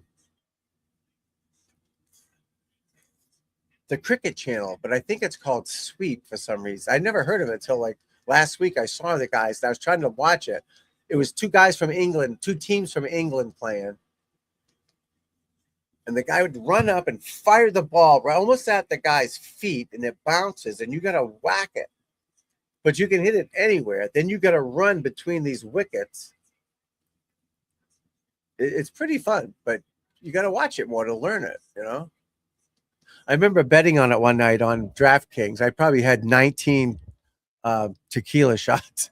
And I've had India over fucking Pakistan. I didn't even know how to play. I lost because I don't know what I'm doing. But it was pretty funny. I'll bet it. I'll bet anything. Horse racing, Bella Deuce. I want to find it, though. I do. I probably won't, but we'll try. Yeah, that cannoli was amazing, man. Amazing. 4 o'clock on the East Coast of the United States. 80 degrees. Yeah, I won't be able to find it till they're playing again. Cozy. The Rifleman's on. Banana Ball. Oh, we saw that already. Yeah, Blades of Steel is great. Spawn Troop is a good dude. My new guy, Monty's a good dude. Good stuff, guys. Good stuff. We're slowly growing. We're finding more people coming in every day the more we do this. The Bears are beating the Browns. Walter Payton. Sweetness, they called them. Sweetness. Fun fact, his son, Jared, played for the University of Miami. I'm not sure we've made it to the pros or not, but tough being a son of a legend, right? That's what my kids always say. I'm just kidding. How did I take on it? I got whacked in the face the other day. Backswing. So I try to always be careful on the range, right? The guy stays in the spot and he swings, and I walk around, and I was talking to someone and he backed up for some reason. And I went towards him. He took a backswing and whacked me right in the face. Accident. Everyone's fine, but mostly hit my nose and my lip. But I think he cracked the tooth, chipped it. Shit happens, right? Shit happens. Yeah, you got to love sports. Sports brings everyone together. It really does. And then it makes you hate each other, too. If you're on the Florida State, Miami thing or Ohio State, Michigan thing. I know everyone hates the Patriots because they were winners. I get it. I was a Patriots fan when they stunk back in the whole time, but 80s, 90s. We'd get tickets to the game because I worked at a country club near the stadium, and they had agents for the players. I remember seeing Tom Brady, right? His accountants were members of my club. And I don't know Tom Brady, but I remember watching him at Michigan. They played where the Dolphins and the Hurricanes play. I don't know the name of the stadium back then. It might have been Joe Robbie Stadium, but he beat Alabama because I was there with a friend of mine, whatever, in the Outback Bowl or something. I don't know. And I like college football. And Tom Brady was pretty good. He wasn't great, but he was pretty good quarterback in college. Good guy. And then the next year, go back to the club. They draft Tom Brady last, whatever. I'm like, no big deal. And I remember he played in a member guest, and we're running the tournament, and he's a big, tall dude. Wasn't big, but tall as shit. He had longer hair, and he's on the putting green. And I'm looking out there, and the guy, oh, that's the new Patriots draft pick, Tom Brady or whatever. And I'm looking at him, I'm going, fuck. He looked like a twig. I mean, tall twig, but a twig. Longish hair and skinny, and he had a decent golf game, decent golf swing. This is way before we had cell phones, but not like now. You know, no cameras on them and all that shit. No Instagram, nothing. There was nothing. So I just go over because I'm always looking for free tickets and shit. Why not, right? So I just go up. I didn't ask him for it, but just get to introduce yourself. And I said, hey, Tom Gillis, golf pro, blah, blah, blah. Oh, cool. You know, if you need any help, just want yeah, whatever. And that was to the extent of maybe ever really talking to him in person. Then all of a sudden, they went from the, what's it called? The outhouse to the penthouse. They stunk. We'd go to the games. We didn't even want to go to the games. It was probably 20 minutes from where the club was on a Sunday in September. There's no one playing. We got front row seats. I don't want to go. You want to go? I don't want to go. The stadium sucked. Metal benches. So it was one of those half and half sides, you know what I mean? On each side, we're like that and like that. And on the ends was weird. But they were benches, metal benches, secured to the thing. No backs to them, just a bench. Like in high school, the high school stadiums. And you'd go. I remember going to a Patriots-Raiders game. My brother's friend had tickets. And, yeah, I'll go, whatever.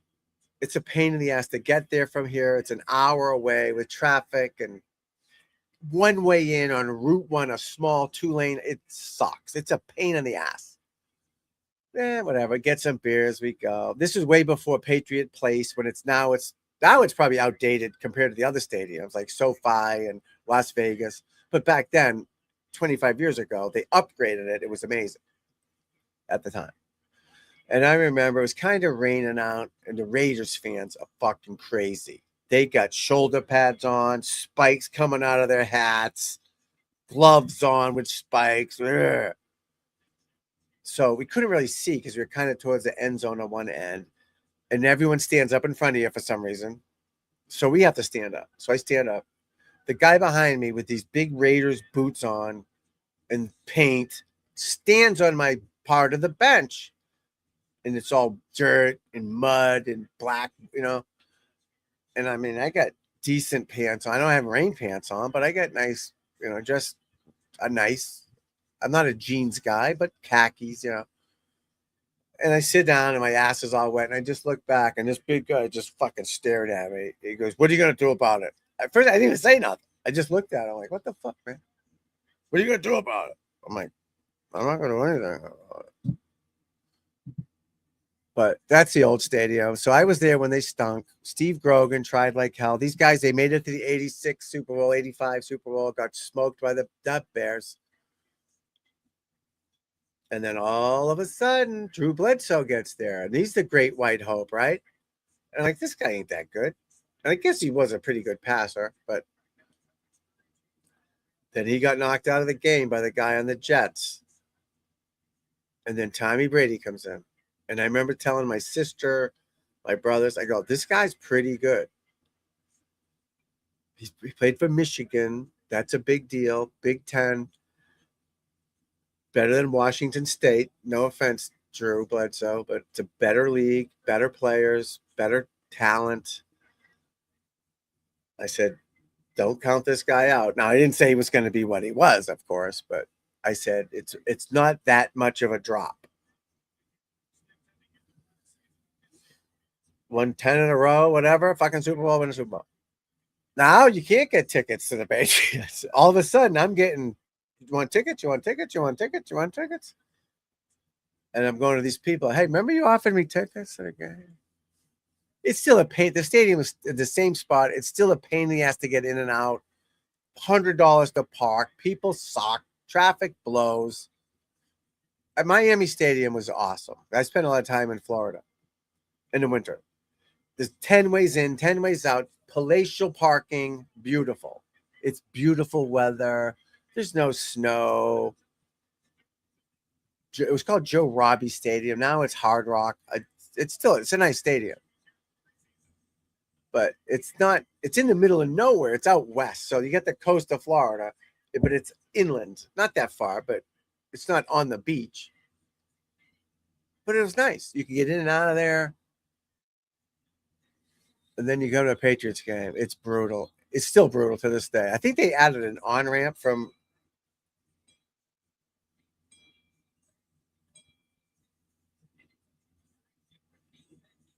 Oh, shit.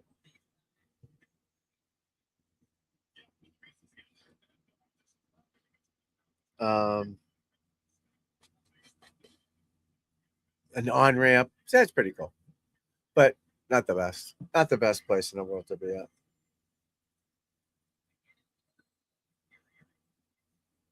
Oh, shit.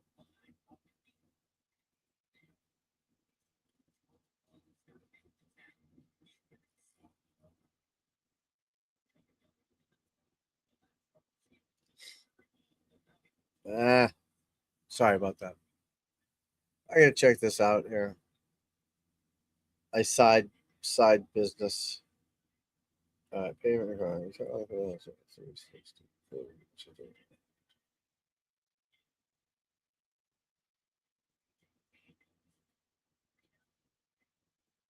Doesn't say.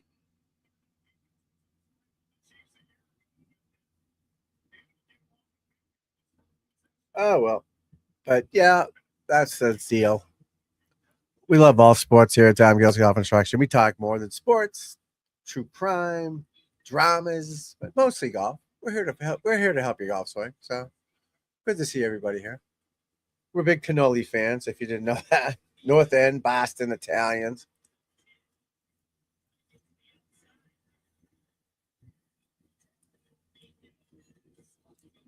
Why aren't they hitting me up here? Receiptapple.com. Pound Sand.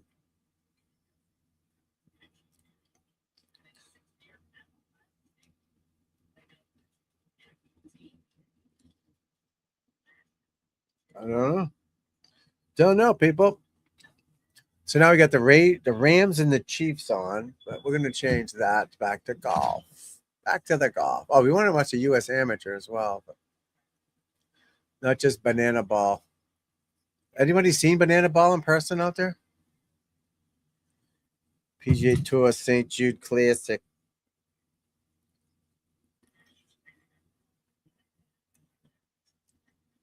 That can't be right.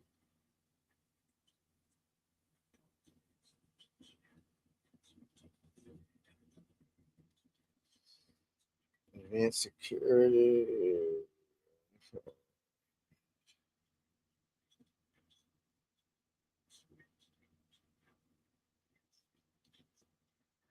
Oh, well. Getting too cold, people. Too cold. All right, good. We got Monty's back. We got Spawn Trooper back.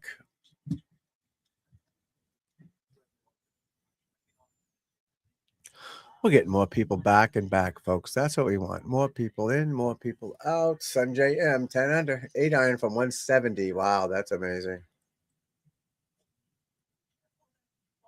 Oh, doesn't that sound great when they make those nice swings, guys, and hit it flush? Oh, short. Short, not hard enough. I've heard that before. Face off. Blades of Steel. What a game, huh? What a game. U.S. Amateur, 1 up. My boy, oh, where's Lang? 2 up. Lang's 2 up now. He was 2 down. What channel is that on, guys? Oh, it's on Peacock. Bunzy. Hello, Bunzy. What's NBCSN? Oh, Peacock. I told you guys, Scheffler, once you shoot the 61, that's a kiss of death. You don't want that. All right, Scheffler. He's not coming over the top. He's coming over the top of his backswing. There's a difference, people. There's a difference. You got your swing plane and your backswing. That's 2 different things. You know, two different things. All right, give me a second here, guys. BRB. What does that say? Fade overlays. What does fade overlays mean? What does fade overlays mean? What does fade mean? Oh, Scotty's stuck at the 12 feet. Nothing crazy. This drill is the towel across the chest drill. I took a basic thin little towel here, golf towel. I'm gonna wrap it under my arms here across my chest. This is to help you use your body better in your swing. Most golfers just use their arms, not enough body rotation. If you're losing any power in your swing, that's part of the reason. So you need to be able to turn your chest and rotate your body more. By putting this under your arms, it forces you to use your body and rotate your shoulders rather than just, you being handsy. We don't want that. So you wrap a little towel across your chest, tee the ball up. I got a 6-iron in my hand here, and it's going to be an abbreviated swing. I'll do a practice swing for you, where it's a little shorter swing, and I'm rotating my chest to that target, trying to keep that towel under my arms. I don't want my arm lifting up and having that fall out. That's going to take my club off the wrong path, wrong swing plane. Okay, I got the good grip, good setup, ball teed up nicely here, and I'm just going to go nice and smooth and balanced. Okay, good balance is the key to all of our drills and all the swings we do. You do this, it'll really help you use your body better and get you some more power. This drill is the towel across the chest drill. I took a basic thin little towel here, golf towel. I'm gonna wrap it under my arms here across my chest. This is to help you use your body better in your swing. Most golfers just use their arms, not enough body rotation. If you're losing any power in your swing, that's part of the reason. So you need to be able to turn your chest and rotate your body more. By putting this under your arms, it forces you to use your body and rotate your shoulders rather than just, you being handsy. We don't want that. So you wrap a little towel across your chest, tee the ball up.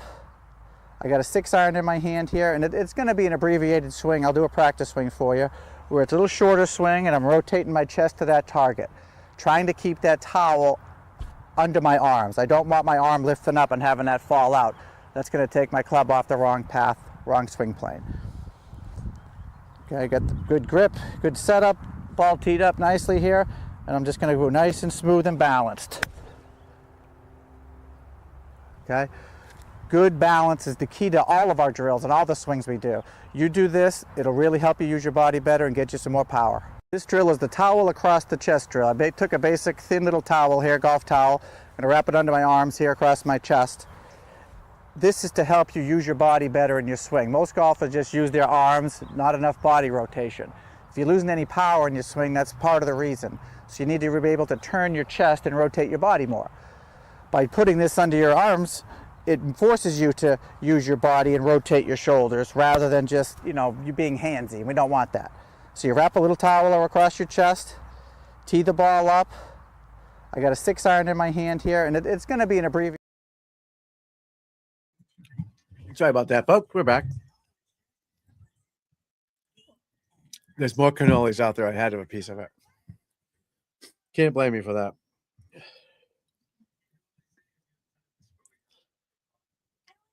You can't blame me for that.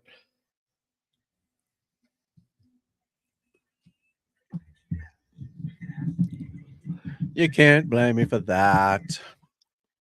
Shit happens, man. Shit happens. Doo-doo happens, I say.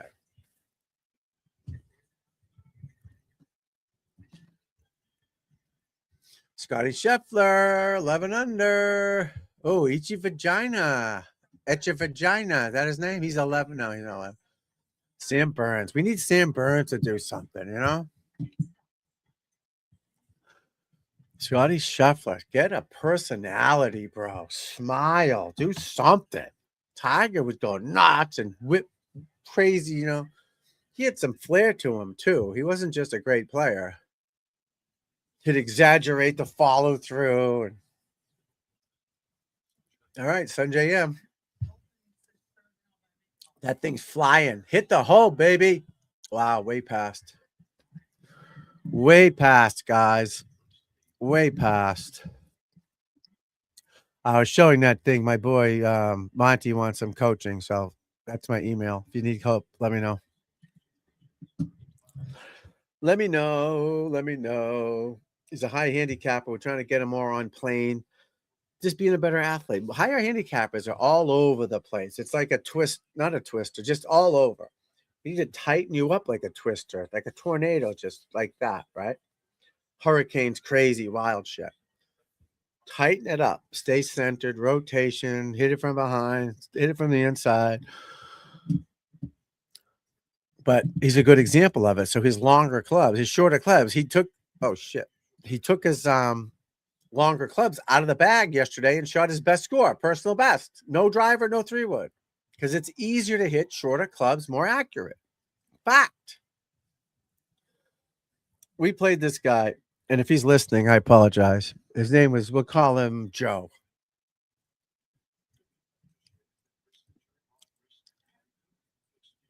Just 15, 20 years ago. Playing at the local club. I was like a +6 handicap. He was probably a 20. I had to give him 26 shots. He'd go play for fun with his buddies, using his driver, his 3-wood. He'd shoot 115, 110. Tournaments, he'd take those clubs out of the bag, just hit a 3-iron, 4-iron off every tee, and he'd shoot 85, 82, 88. Getting 26 fucking shots. Do the math. That's 62. Is it? Maybe better than that. I'm giving 26 shots to a guy shooting 82. So I got to shoot 58 to beat him. Is that cheating? What do you think? Is that cheating or no? But when I played, because I was a professional, but I had a handicap, because you want to play against other, local people in matches at the club. So you have a legit handicap. +6. So I got to give a 2 handicap 8 shots. That's fine. I got no problem with that. But a guy 26 shots that's not playing the same as he normally plays. Is that cheating or is that smart? What do you think? No, I beat him most of the time anyways, because I'd make 10 birdies and I'd intimidate him and I'd still beat him. But he would beat all the other guys, the 4 handicappers. He'd kill them because they didn't know how to play golf. I did. I play everything in the hole. I'm not afraid of 2-footers, or I hit one OB, I count it, but I don't hit him OB. You know what I mean? But these guys would jack one off the map and not know what to do. But is that cheating or no?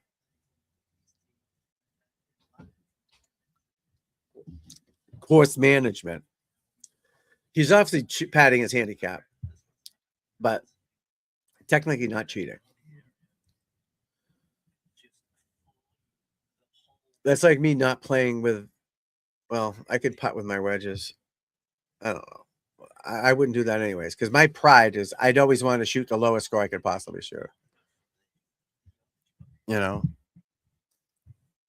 not out there to hustle guys, which I did hustle people. I'd play them on one leg. That was my hustle, is I'd play you on one leg. I'd say, listen, what's your handicap? 10. I go, well, I'll play you straight up. I can't play. You'll kill me. I go, I'll hit every shot on one leg. Every shot. Bunkers, putting, whatever you want. Every shot I'll hit on one leg. Straight up. 1,000 a hole, whatever you want to play. This guy goes, he's a real estate agent, and he didn't realize that I'm pretty good because I'm from the local town and I'm not Tiger Woods, but I can get the ball around. All right, let's do it. He goes 500 a hole. 500 a hole. And at first I'm like,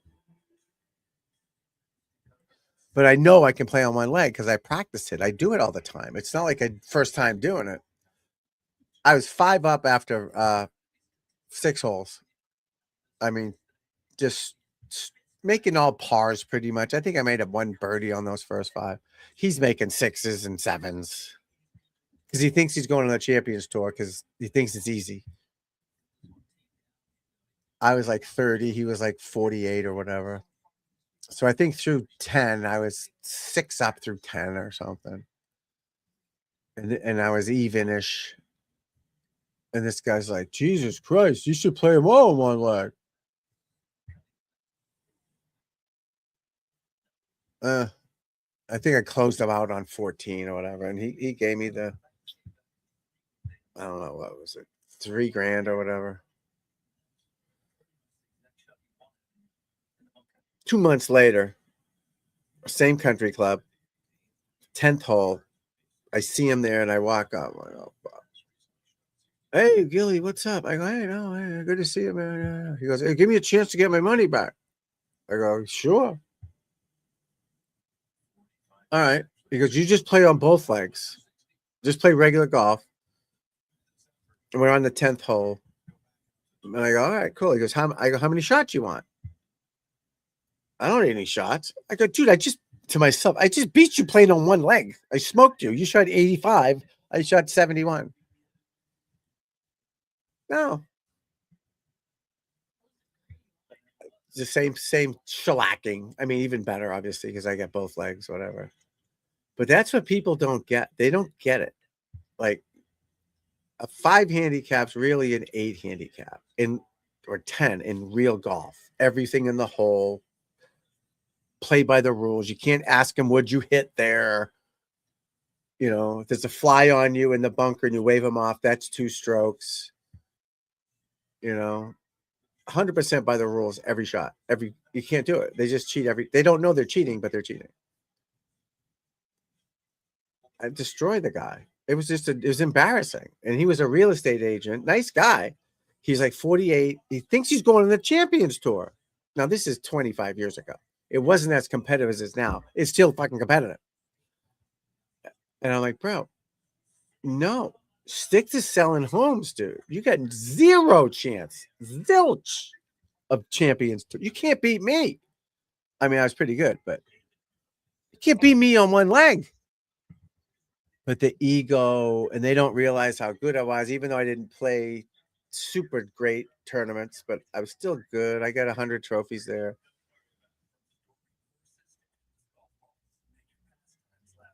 But the egos, I'm a 4 handicap. I'm the best. No, you're a good player, of course. But in real golf, you're a 10. In tournament golf, because we'd have these guys play in the mid amateur. Once they're at the club, they're 3, 2, 4 handicap. They play in the mid amateur, shoot 97, 97. Because they can't handle pressure, they can't handle the rules, they don't understand it. They just don't get it. It's a whole different world, totally different world than just going playing with your buddies. Totally different.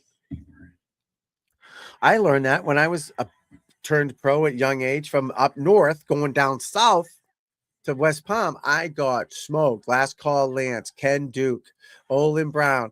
These guys took all my money, killed me. I was pretty good up here. I remember calling home. We had phones back then, payphone. Dad, I can't do this. They're killing me. You got to work harder, son. You're good. You got the talent. You got to work harder. So I had to work harder, obviously. Eventually, I got better. But these guys were fucking assassins. Ken Duke won everything. Amazing player. Olin Brown, Last Call Lance, Steve Hart, Peter Morgan, John Elliott. There's so many of them. I'm walking around, hey, I'm the fucking champion. And all of a sudden,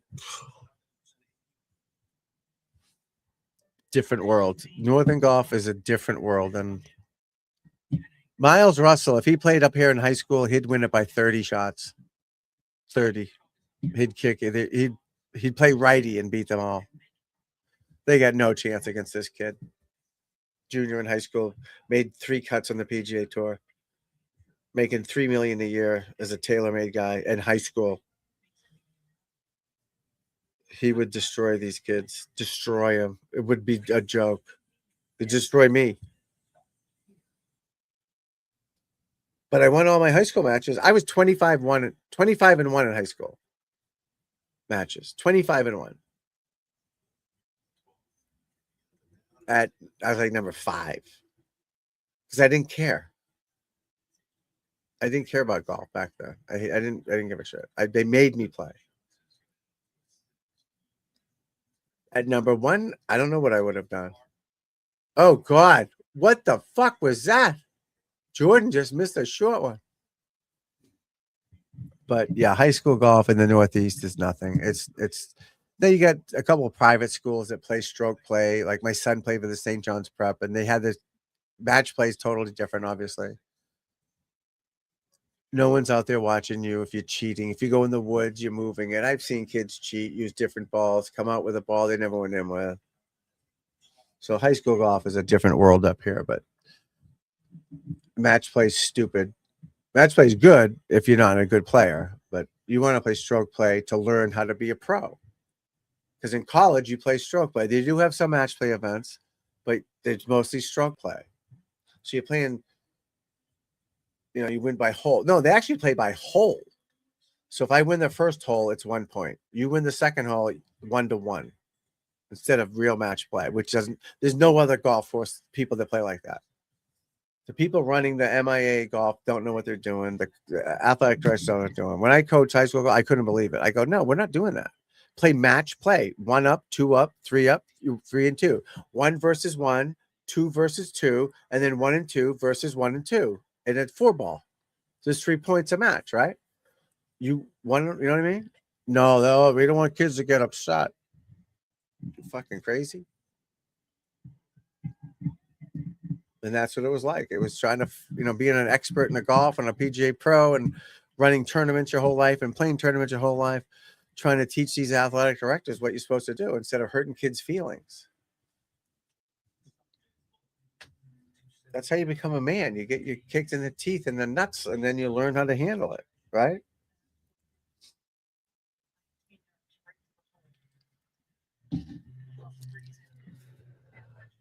Sanjay M, I like that backswing, folks. Nice and smooth.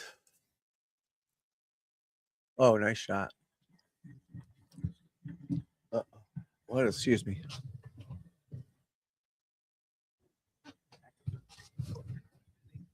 We get some weirdo neighbors, right, to our left. So the house is shaped like this. That's a deck. Sunroom, deck, where I am. So I'm in the corner facing outside. Hear that? So we got a fence blocking these weirdos off. So it's like downhill. They go downhill to them. We got woods up here. So we're pretty isolated for being in a city. Not bad. These guys work on this motorcycle 6 a.m. And they get one of those old hot rods like American Restoration. It doesn't go on the road. They just working on it for 5 years. It's 5 a.m. It's like, bro, do that at noontime. First of all, don't do it. But they do it at 6 a.m. Yeah. It's like, what are you doing with these fucking things? I know, boomers. No, they're older than me. They're the boomers.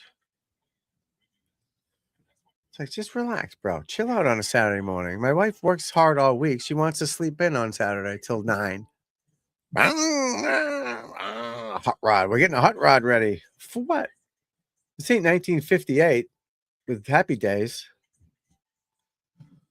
All right. McElroy, 72. Trunk Slammer. My boy Thor Bjornsson, 72. Oh, he's done. Michael Kim will not make the playoffs. Thor Bjornsson's in. McElroy's in. JT's in. Ludwig's in. Xander's in. Koivu's not going to make it. Ricky's in. Fitzy's in. Jordan Spieth is on the number 49th. Yeah, he needs top 10 to be clear for next week. Jordan, excuse me. Tom Kim's in, no problem. Victor's in, no problem. Tammy's in, no problem. And Scotty can't go higher than 1, right? That's the best you can get is 1. So Scotty will be in, which is good. But what stinks, though, is you want to see more players. I don't want to see 50 guys. I want to see 150 guys.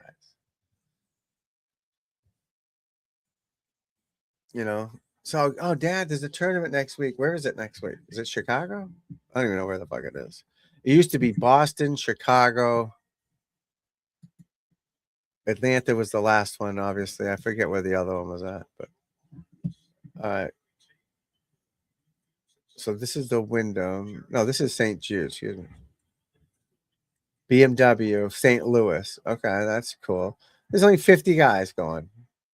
50 guys. Tour championship, there's 30 guys. Oh, President's Cup, end of the month.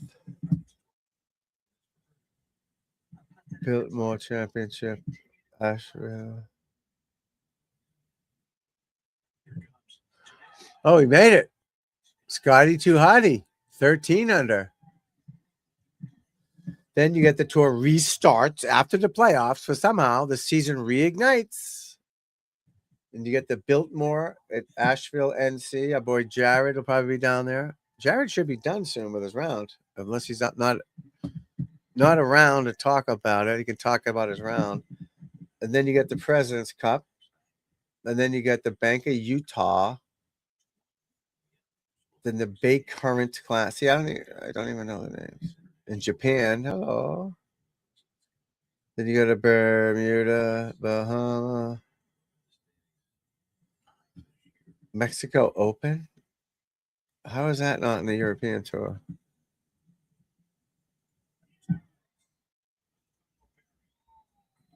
Good championship, November 12th. Wow. Funky Coal Medina. Is that where the President's Cup is? No, it's over. Oh, it's in Medina. Yeah, Chicago. Wow. Wow. That should be fun to watch. We'll be covering that. We're also doing the Big Break show in a couple of weeks on Thursday nights, guys. So tune in for that. We'll have some laughs, talk about it, all that shit. RSM Classic. I used to love going to that one. I still might go. Burnsy. It's the wrong day, bitch. Wrong day, bitch.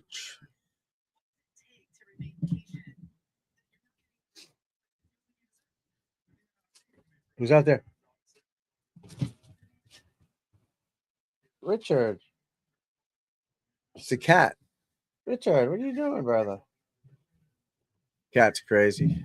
Cat is crazy, people. All right. We're back to the leaderboard. That's next week. We're going to talk about all that fun stuff. Next week, Scotty, 13. Oh, he's got a 4-shot lead now. Damn it. Victor. We need Victor to get some fire underneath him. He's 7 back. No, it's 6 back. Wow. How is Scotty that good?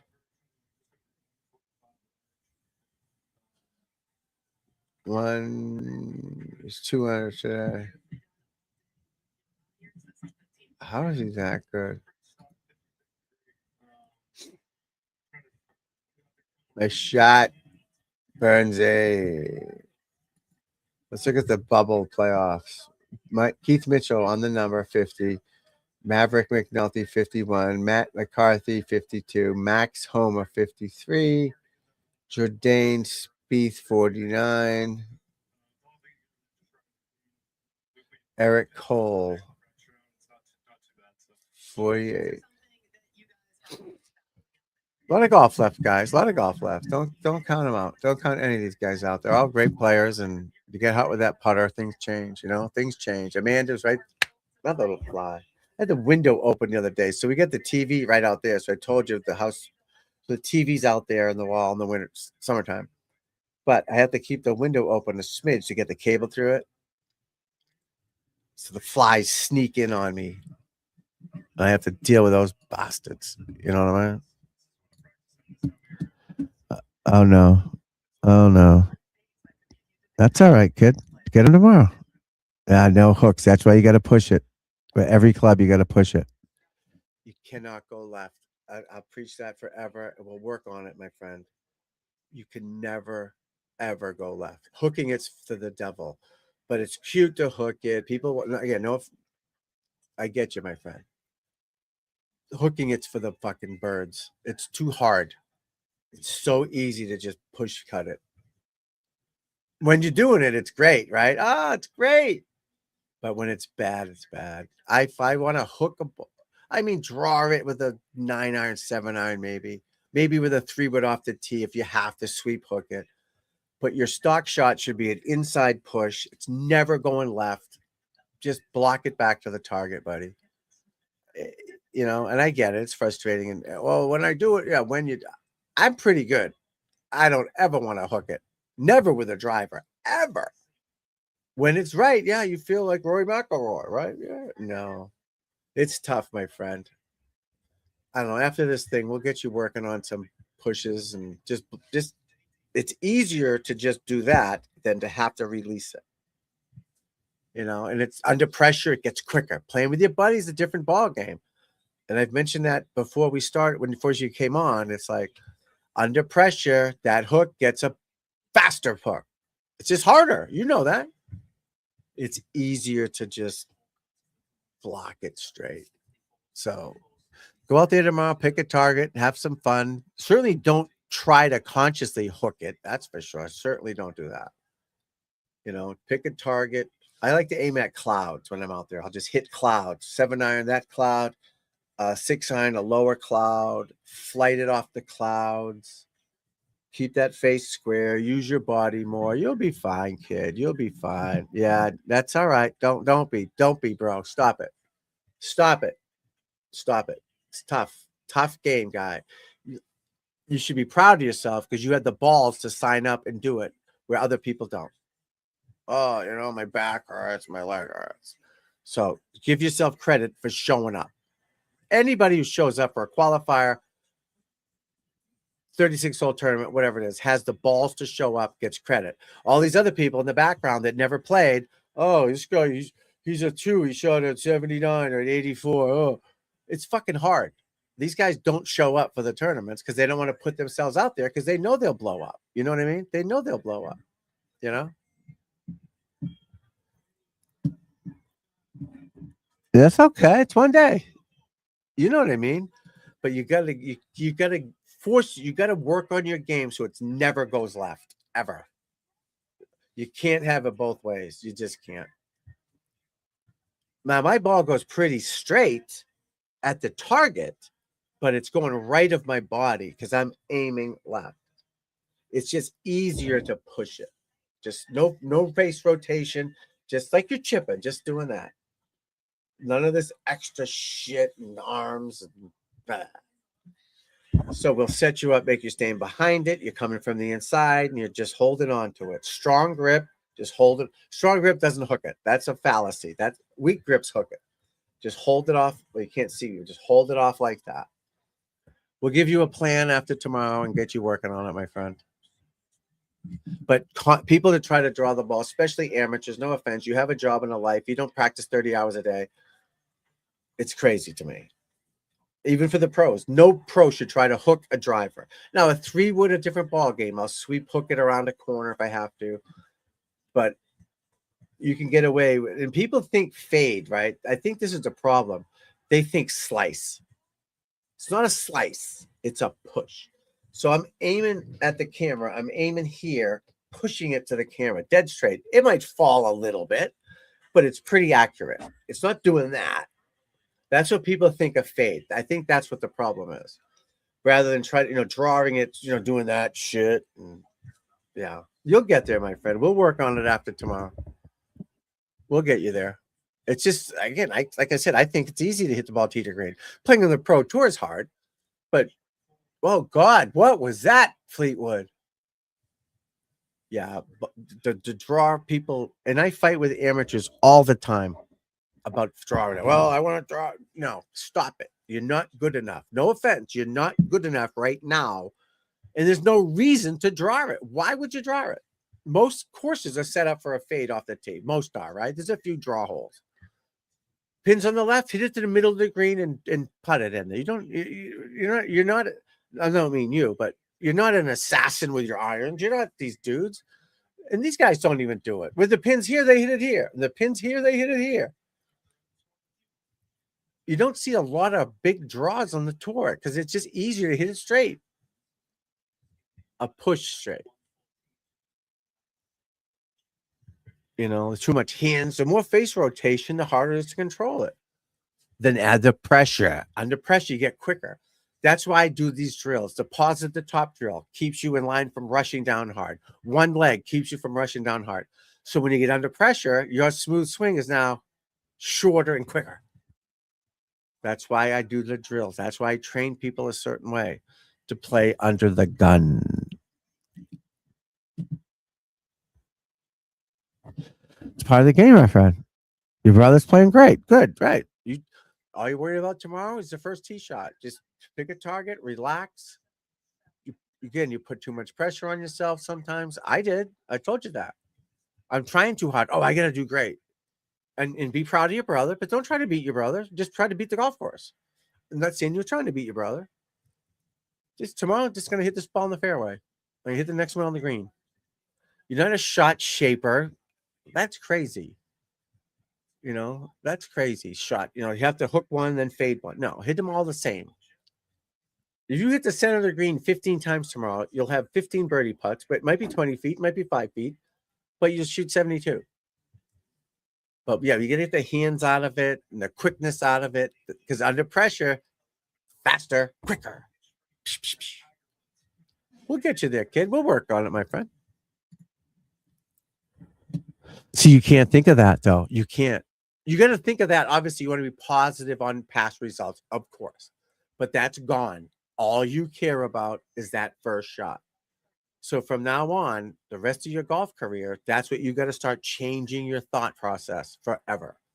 You're going to play golf for the next 40 years. You're going to play in tournaments. You're going to play in regular games. They're all the same to me. I treat playing with my buddies, unless we're fucking around 9 holes, shooting some beers or something. But we go play on a Saturday morning at 8 o'clock with the buddies. I treat it like I'm in the fucking US Open. Every shot is just another shot. And I don't mean it like I'm grinding and plumb bob. No, I just do the same thing every time. I play fast, but every shot is its own little tournament, each shot. And I add them up when I'm done. And if I didn't do great that time, I try harder the next round and the next round. It's all the same. Remember I said, don't buy a new glove, don't change your shoes, don't get a new outfit, don't change the process. Every day is the same. And if you treat it like that, like I said, I haven't played golf in a tournament in a year and a half because of my surgeries and stuff. But next time I play, all I care about is that first tee shot. When I go to the range and practice now, I just work on my drills and my tempo and my balance. You know, oh, you're welcome, my friend. That's what I'm here for. That's what don't stop it.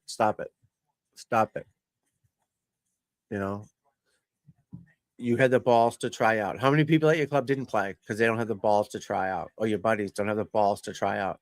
Or your balls to enter a tournament? It sucks. I've been there. It sucks. I get you. It's horrible. It's not fun. It's your fault. You're the only one out there. It's not the quarterback's fault. It's tough. I've been there in the dumps, bro. It stinks. That's going to motivate you to change, right? Or maybe I have to change something. Because tournaments are harder than regular play. There's no doubt about it. No doubt. I'll go play tomorrow. Well, I can't now. I'm hurt. But I'd go play by a home course and I'll shoot 64 tomorrow. No problem. No problem. Easy. The worst 68. No problem. Easy. Now you put me in the US Open qualifier. What changes? Expectations. Trying too hard. It's the same guy, same ball. Tournament play is so much harder than playing with your buddies. It's way harder, infinitely hard. So you had the balls to play, didn't play your best. You're going to work on it because you're certainly not quitting, right? You're not quitting. You're either going to quit or get better. There's your two choices. Don't play anymore or try to get better because being in the middle sucks. It's no fun. What do I got to do to get better? I need a better, consistent ball flight. I need to work on my tempo, my balance for under pressure. Because, again, playing with your buddies, hey, Jimmy, hey, you're not even thinking, right? You get up there, wee. But in the tournament, now you're grinding. Everyone's quiet. Oh, my God. I got to hit this perfect, right? You got to change that model. You got to change that method. And you can. It's not that hard. You just got to work on it. Of course you are. Of course. There you go. Good. That's exactly. You're not going to quit. You're going to quit. I didn't mean you. You know, you got to work harder. Either that or don't, right? Either fuck it or quit. Work harder at it. What do I do to get better? And that's this guy. I know you're that guy. I've only known you for a little bit, but I know you're not going to quit. I didn't mean that, but you know what I mean? Not quit, but yeah, whatever. Or, all right, I got to change something. And you're still pretty good. You got to change your thought process, your shot, what your shots are, and work on it. Make a consistent, better golf swing. And it's not that far away. You're this close. A lot of people are this close. You're this close. This is still a lot, though. So you got to work on it. Just stay behind it. No face rotation. Again, short game, million wedges, million bunker shots.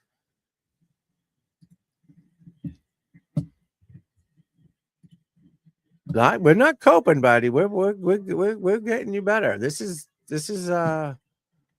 straight talk. It's tough, Monty. Playing tournament golf is fucking way harder. So he's at his club championship. For him, that's a big deal. For me, it was U.S. Opens. You know, all of a sudden I'm trying harder. Oh, it's hard.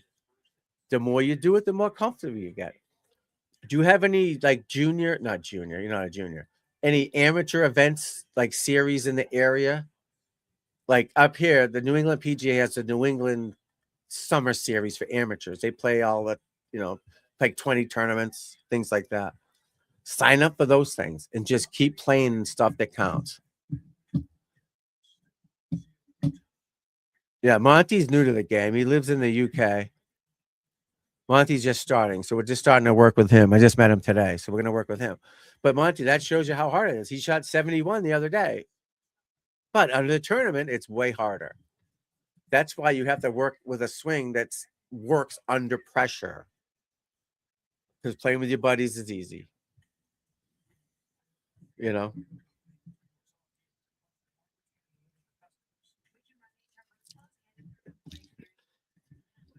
Hey, Rory McIlroy shot 74 the other day. You don't think he wanted to jump off a bridge? Monty, how old are you, buddy? If you're 85, we don't have a lot of time. But if you're 25, 30, 40, we got plenty of time. Yeah, play in as many events as you can. Anything you can. Yeah, play in. You're 21. Oh, you're a young kid. My son's 24.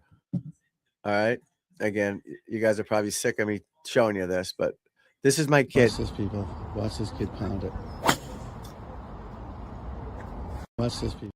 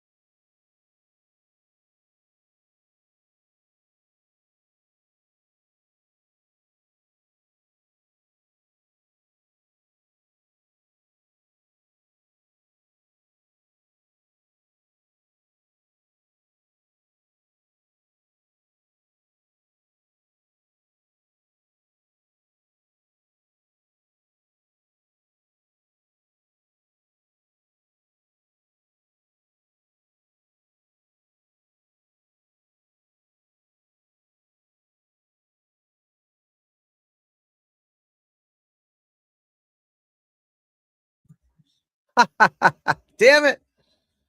Every time I show a video, for some reason, it puts it on freaking on mute. Thank you, Monty. So what I was saying is he's focused on the target, balance, athleticism, smoothness, like ballet, beautiful, not take it back slow, keep your arms straight, turn your shoulders 90 degrees, 80 degrees, 100 degrees, keep your head down. None of that crap. We do drills. We focus on the target. We play cornhole, basketball, street hockey, or cricket, athleticism. That's how I train people. That's how I trained him. And that proves it. I can do it. I taught myself how to do it. I taught him how to do it. If you find a golf pro out there that can't shoot 62, 64, run for the hills. Because this isn't bad. This isn't Bill Belichick football shit where Bill Belichick can coach X's and O's. That's different. Golf. If I can't teach myself how to hit a high draw, low fade, knockdown shot, sand shots, how am I going to teach you? And I taught my kids. My daughter's pretty good. She's not like him. My daughter can shoot in the 80s, high 70s. Barely plays.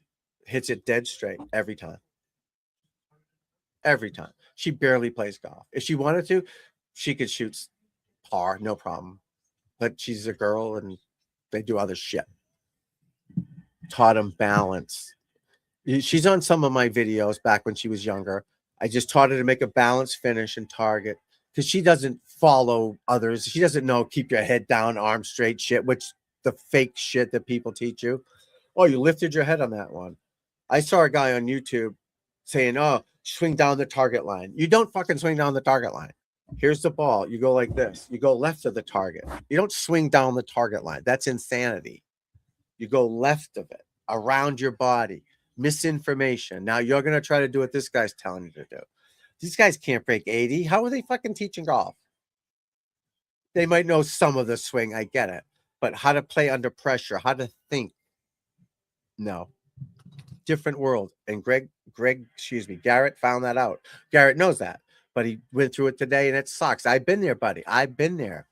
Don't let it ruin your day. Forget it. I don't know if you got a girlfriend, a wife, whatever. Go out to dinner, go watch a movie. Forget about it.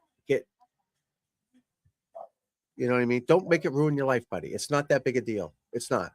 I told you, I let it ruin my life. And I got married and kids. And I'd be fucking miserable. And everyone's miserable because I'm miserable because I had a bad day. It's not their fault. Now, I don't know if you have what you have going on in personal life, but go watch a cool movie. Go laugh. Don't panic for today. I know you're playing tomorrow.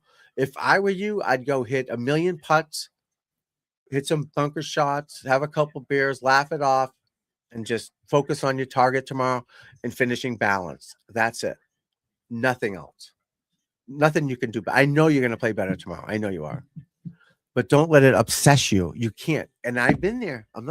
I've been there. I was playing for money. I'm paying $500 to $1,000 in these mini tour events for entry fees, hotel, to win $3,000. If you win. When I was playing the Asians tour in the early 90s, holy shit, I'm halfway around the world, left everybody. It was crazy. You let it obsess you, it's going to get worse. All right, I had a bad day. Tomorrow I'm going to focus on just trying to commit to my shot and finish balance. I don't care what I shoot. And you'll play better. Obviously, we know you care because you entered the tournament. But block that out. Block out results. Block out trying too hard. All you can do is hit the first shot in the fairway, drive down, laser it 128, grab your wedge, make the best swing you can make, put the club back, grab your putter, 10 feet, hit it the best you can. If you miss it, tap it in, over, next tee, 450 par 4, grab your driver, make the best swing you can make, and just keep doing that. That's what you need to learn to do. There's no other way. If I got to play good tomorrow, everyone will think I stink. Everybody's been there. Everybody shot bad days. Everybody's had bad tournaments. We know that. We respect that as other players. Nobody's perfect. Nobody's perfect. Nobody plays well every time. You lose way more than you win. Tiger Woods won 25% of the tournaments. In every other sport, he sucks. He's horrible in every other sport. In golf, it's amazing. When you're done with the tournament, think about what we're going to work on. What do we want to do? We want to hit a more consistent shot. I want to know where that ball's going. I go to the range, right? So remember, everything's always to the right. So this public range I go to. So I'm always aiming at this one tower in the back, way back there. It's got a light on it. That's my baseline. And then there's poles on the net, like one pole, one pole, one pole. I'll take a 6-iron, try to hit that pole. Then I'll take a 6-iron, try to hit that pole. Working on my hand-eye coordination so I know where the ball's going. You know what I mean? Working on that. Never trying to draw it ever when I'm practicing. Ever trying to draw it. I'm always hitting from the inside, just pushing it, just boom. It's so much easier to do. People trying to do this shit, your arms will release naturally when you're playing, but don't try to roll your arms or turn them over. I would literally just try to block everything for the next month. And then play the block. Lee Trevino played it. Kevin Kisner. There's a million guys that play it. But you'll get there. And again, you got the balls to do it. A lot of people don't have the guts to say, oh, I can't play. My wife's out of town. Whatever. Shit like that. No excuses. Just keep playing. Get motivated. All right, I'm going to do these drills. I'm going to work on staying centered. I'm going to stay behind, hit from the inside. Boom. That's your game plan.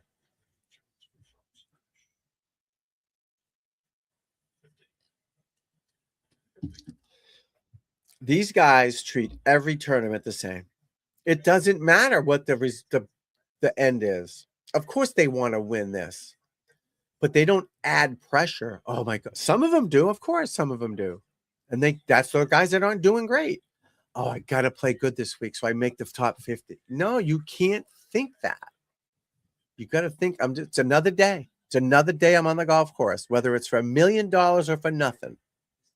It's all the same. I told you that story about, and this is just one example, Bernhard Langer. Bernhard Langer's on Salem Country Club right up the street, Senior Open 2017. He's nowhere near the lead. He made the cut, and he's probably 50th, 40th, I don't know. Par 5, not that far, but he's about 35 yards short of the green, the pin, let's say the pin. No chance of winning. It's Sunday afternoon. It's hot. He's got to fly out of there in 3 hours. He made it seem like that wedge shot was like you to win the Open. Because that's what they do. They don't add any pressure to it. It's just the same thing every time. He looked at his book. He walked it off, looked back, looked where he's got to hit it, came back, did his little routine, and knocked it to 4 feet and made it. My point is, they don't ever give up on any shot. It's the same. If he's shooting 100 or he's shooting 60, they treat it all this. They don't half-ass it. Oh, I can feel it. It's 50 yards. Now, if that's the way you play, then play that way. Tour's different. You don't have to take their time. But what I'm trying to say is I want you to treat every shot you ever hit like it's the most important, but also not important, right? They're all the same. Focus. It's 40 yards. All right, I'm going to clip a wedge. I'm going to open up, clip a wedge. Like, you have to hit a great shot. But again, you don't have to hit a great shot. You know what I mean? Not just half-ass it. Just grab the wedge. Just flip it up there. I'm not going to win. I'm just going to fucking flip it up there. You can't do that to play good golf. You just can't. That's why these guys are so good. Every shot to them is the end of the world, but not the end of the world. They don't just say, fuck it. I'm just going to hack it out there. Maybe guys do, and that's why you don't hear of these guys. Guys like me, you don't hear of us. But the Bernhard Langers treat that wedge shot, and that's the only shot I saw him hit. That's why I'm bringing that up. I'm sure in the next tee, it was a 210-yard par 3 downhill. He was treating it just like as if he was winning. It doesn't matter. And that's the mentality you have to have. Just another shot. Just another shot. Whether you're playing with your buddies on Tuesday night, treat it just like you were in the tournament. Make it all the same. You're welcome, buddy. That's what I'm here for. But that's what you need to learn to do. And I didn't learn that till later in life. Trust me. I was pretty good. I'm like, why can't I do better? Why do I shoot 62, 65 with my buddies and then I shoot 72 in the tournaments? Different. I treated it different. I tried harder and got worse. Instead of just laughing with my buddies, the guy's laughing as I'm swinging. I'm fucking piping it. Relaxed, having fun. Hey, watch me showing off, right? Now I'm playing with good players, and all of a sudden I'm trying too hard and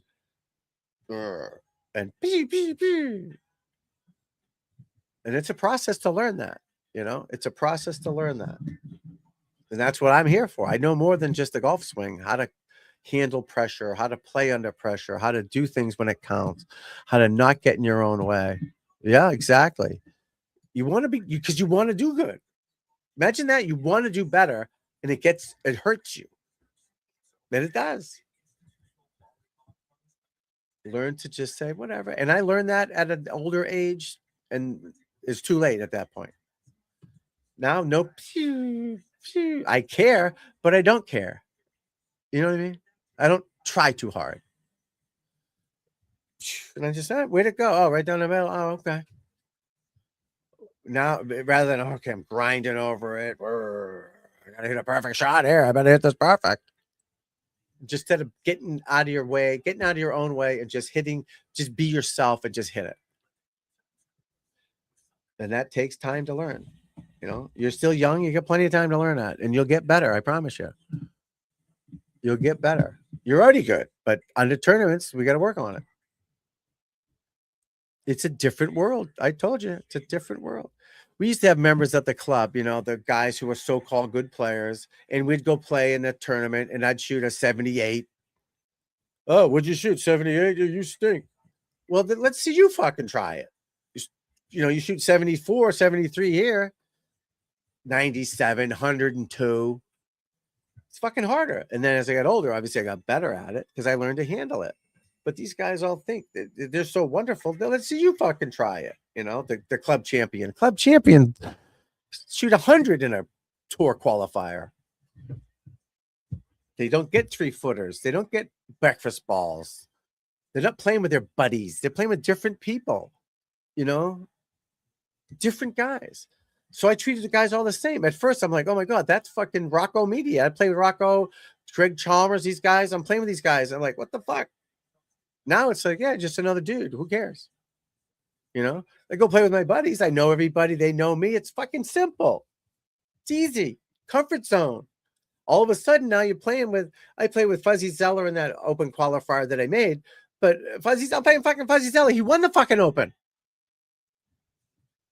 What?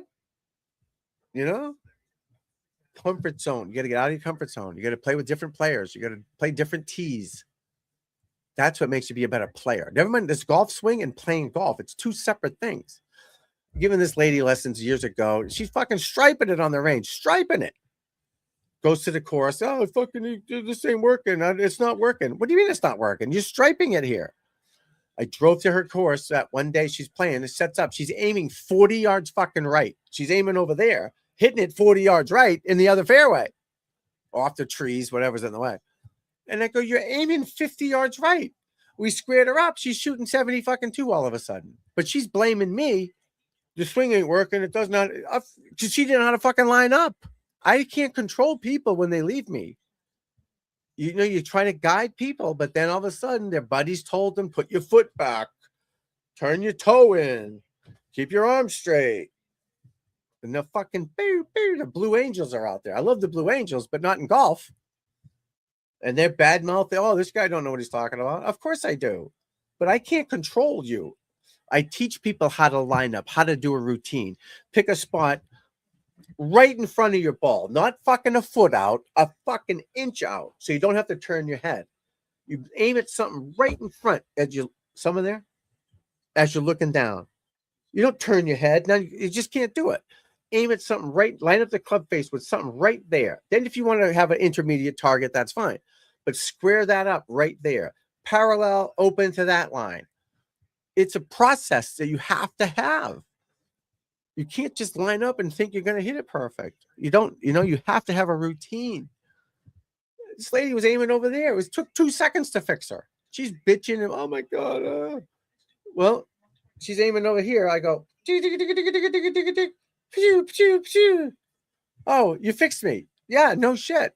Remember we talked about lining up and how to do it properly? Well, my friend said you look at something 6 feet away.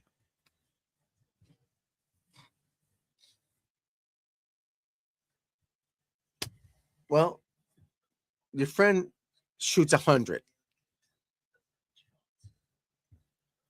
She don't know how to aim. She don't know how to do a routine. Never mind swing a golf club. You have to know how to aim properly. You have to. People don't want to hear it. Imagine you say you're coming up for a lesson, you're going to give me $120. All right, Garrett, let's go to the putting green and let's putt for an hour. You're going to go, what the fuck? Right? Say as a new golfer. No, I want to hit drivers over the fence. Well, we all do. But we're going to teach you how to putt first. You'd be pissed off. So nobody does that. And I don't think you should either start on the green, because if you can't hit the ball, you're not going to get to the green. And putting's easy. Putting's easy for pros. But amateurs don't know how to putt. They don't know how to lag. They don't know how to take a club back. They move their head all over the place. If they use my mirror, they'd be fucking amazing. But you want people to be able to hit the ball, because if you're putting for a 40, who cares? Teach them to get the ball to the green, then we'll work on the putting. But first thing they grab is the driver out of the bag. People will call me up. I give a pre-lesson now. I'm costing myself money, but I do it. So, all right, we got a new lesson with Monty. Monty, all right. I want you to wear sneakers, golf shoes, probably sneakers is fine. Hopefully you have a glove. I want you to bring a sand wedge and a 6-iron or 7-iron. I'm bringing my whole bag, my driver. No. We're going to teach you how to low point it with a sand wedge, use the bounce, make a balance, finish swing, get that in the air a little bit. We'll hit some 6-irons. We'll do some drills. But I got a driver. I just bought a new driver. It's $800. Well, you just wasted $800 because you're not good enough to hit a driver. You don't have the club head speed, launch angle, none of that shit. You wasted I don't say that obviously because the guy will quit. But you're not good enough to hit a driver right now. Most people aren't. Once you get over the age of 70, 65, probably 60 for most amateurs, they don't have the club head speed to get that ball launched high enough to get the extra distance they would to beat out their 3-wood. They just don't. That's why they're easier to hit a 3-wood or a 5-wood, because they got the launch angle, because it's a shorter club, has more loft on it. You're going to hit it more solid more often, and it's going to have the launch angle, have more spin on it. Not that we want spin, but for these guys, we do. Rather than trying to hit a driver with 9 degrees loft on an upslope at 50 miles an hour, it's just going to go whoop. But people don't want to hear that. They don't want to hear it. Oh, I want to hit my driver. It's got a new driver. You're not good enough to hit a driver. But the guy is going to still sell you the driver. He don't give a shit. Maybe you're better off with a 3-wood or a 5-wood. Once you get the 5-wood and 3-wood, work on that. Then you go buy the driver. And they're paying me as a coach, as an expert, and that's my job, is to help them play better golf, whether it's teaching them not to hit a driver or to putt left hand low, whatever they got to do to make them a better player. With all the experience I have teaching players from all skill levels, I teach pros. I teach mostly people that are 15s, 10, middle handicappers or high ones. I don't discriminate. I try to help everybody. Done it all. I know what they can hit, what they can't hit. If they stiff shaft, regular shaft. Everybody's different. It's 10 handicappers that choose an X. There's 10 handicappers choose a senior. Depends on their strength and their path and all that shit. You can't pigeonhole a guy in there because he's a certain age or a certain handicap or whatever. Everybody's different. But as a PGA guy, we're trying to help people. I'm born into this game. I owe a lot to the game. Hello? the fuck is going on out there? And I want to give back and help people. And I really want to help people. I mean, I do this for money. This is my job, but I still want to help you. You know, I want to help you be a better golfer. You deserve it. You need that from someone who's taught all skill levels and not just say, like I see this one guy saying the weaker grip is just to hook the ball. That's fucking insanity. Insane. I mean, stronger grip to hook the ball. Excuse me. The weaker grip hooks it. Stronger grip pushes it. They don't know. They just heard that. They read a book. The Ben Hogan book is the worst book in the history. Burn that book. Burn it. Keep your arms locked straight. Like, it's horrible. He doesn't even do it. Ben Hogan doesn't do what he's teaching you because he's not a golf coach. He didn't even write the book. Herbert Warren Wind wrote the book. It's a fucking 25 handicap. Yeah, he spent time with these guys smoking cigarettes and having scotch, but he can't play for shit. He just wrote a ghost story. What do you call it? Ghost writer. Are you all right out there? Sounds like someone's choking.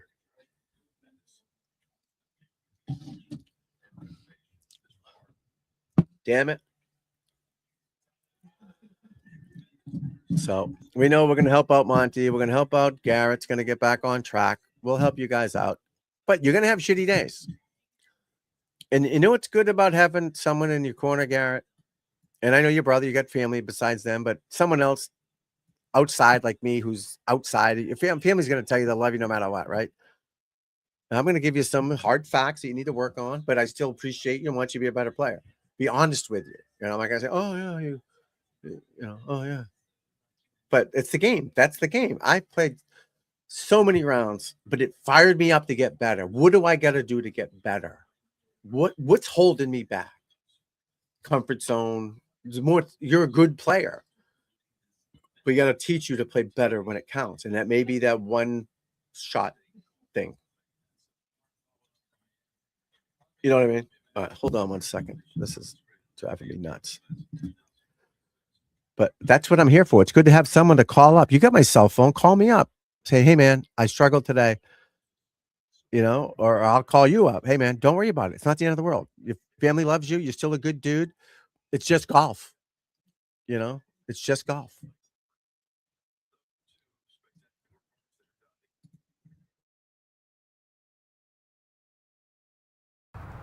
This one here is the feet together drill, okay? This drill is to help your balance, your rotation, help you use your body and your swing more, not just your arms. You can use it, always use a tee when you're doing this drill. I've got a 6-iron in my hand. And basically I'm taking my regular stance and I'm going to put my feet real close together here to help me not slide. On a regular swing you could slide back and forth and that's going to cause problems. So the drill is putting your feet real close together, teeing the ball up just a little bit, and you're going to make a nice smooth swing at it and just get your body rotating as you swing.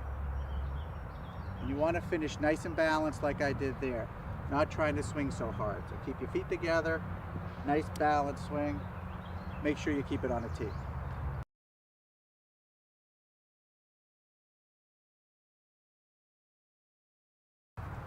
This one here is the feet together drill, okay? This drill is to help your balance, your rotation, help you use your body and your swing more, not just your arms. You can use it, always use a tee when you're doing this drill. I've got a 6-iron in my hand. And basically I'm taking my regular stance and I'm going to put my feet real close together here to help me not slide. On a regular swing you could slide back and forth and that's going to cause problems. So the drill is putting your feet real close together, teeing the ball up just a little bit, and you're going to make a nice smooth swing at it and just get your body rotating as you swing. And you want to finish nice and balanced like I did there, not trying to swing so hard. So keep your feet together, nice balanced swing. Make sure you keep it on a tee.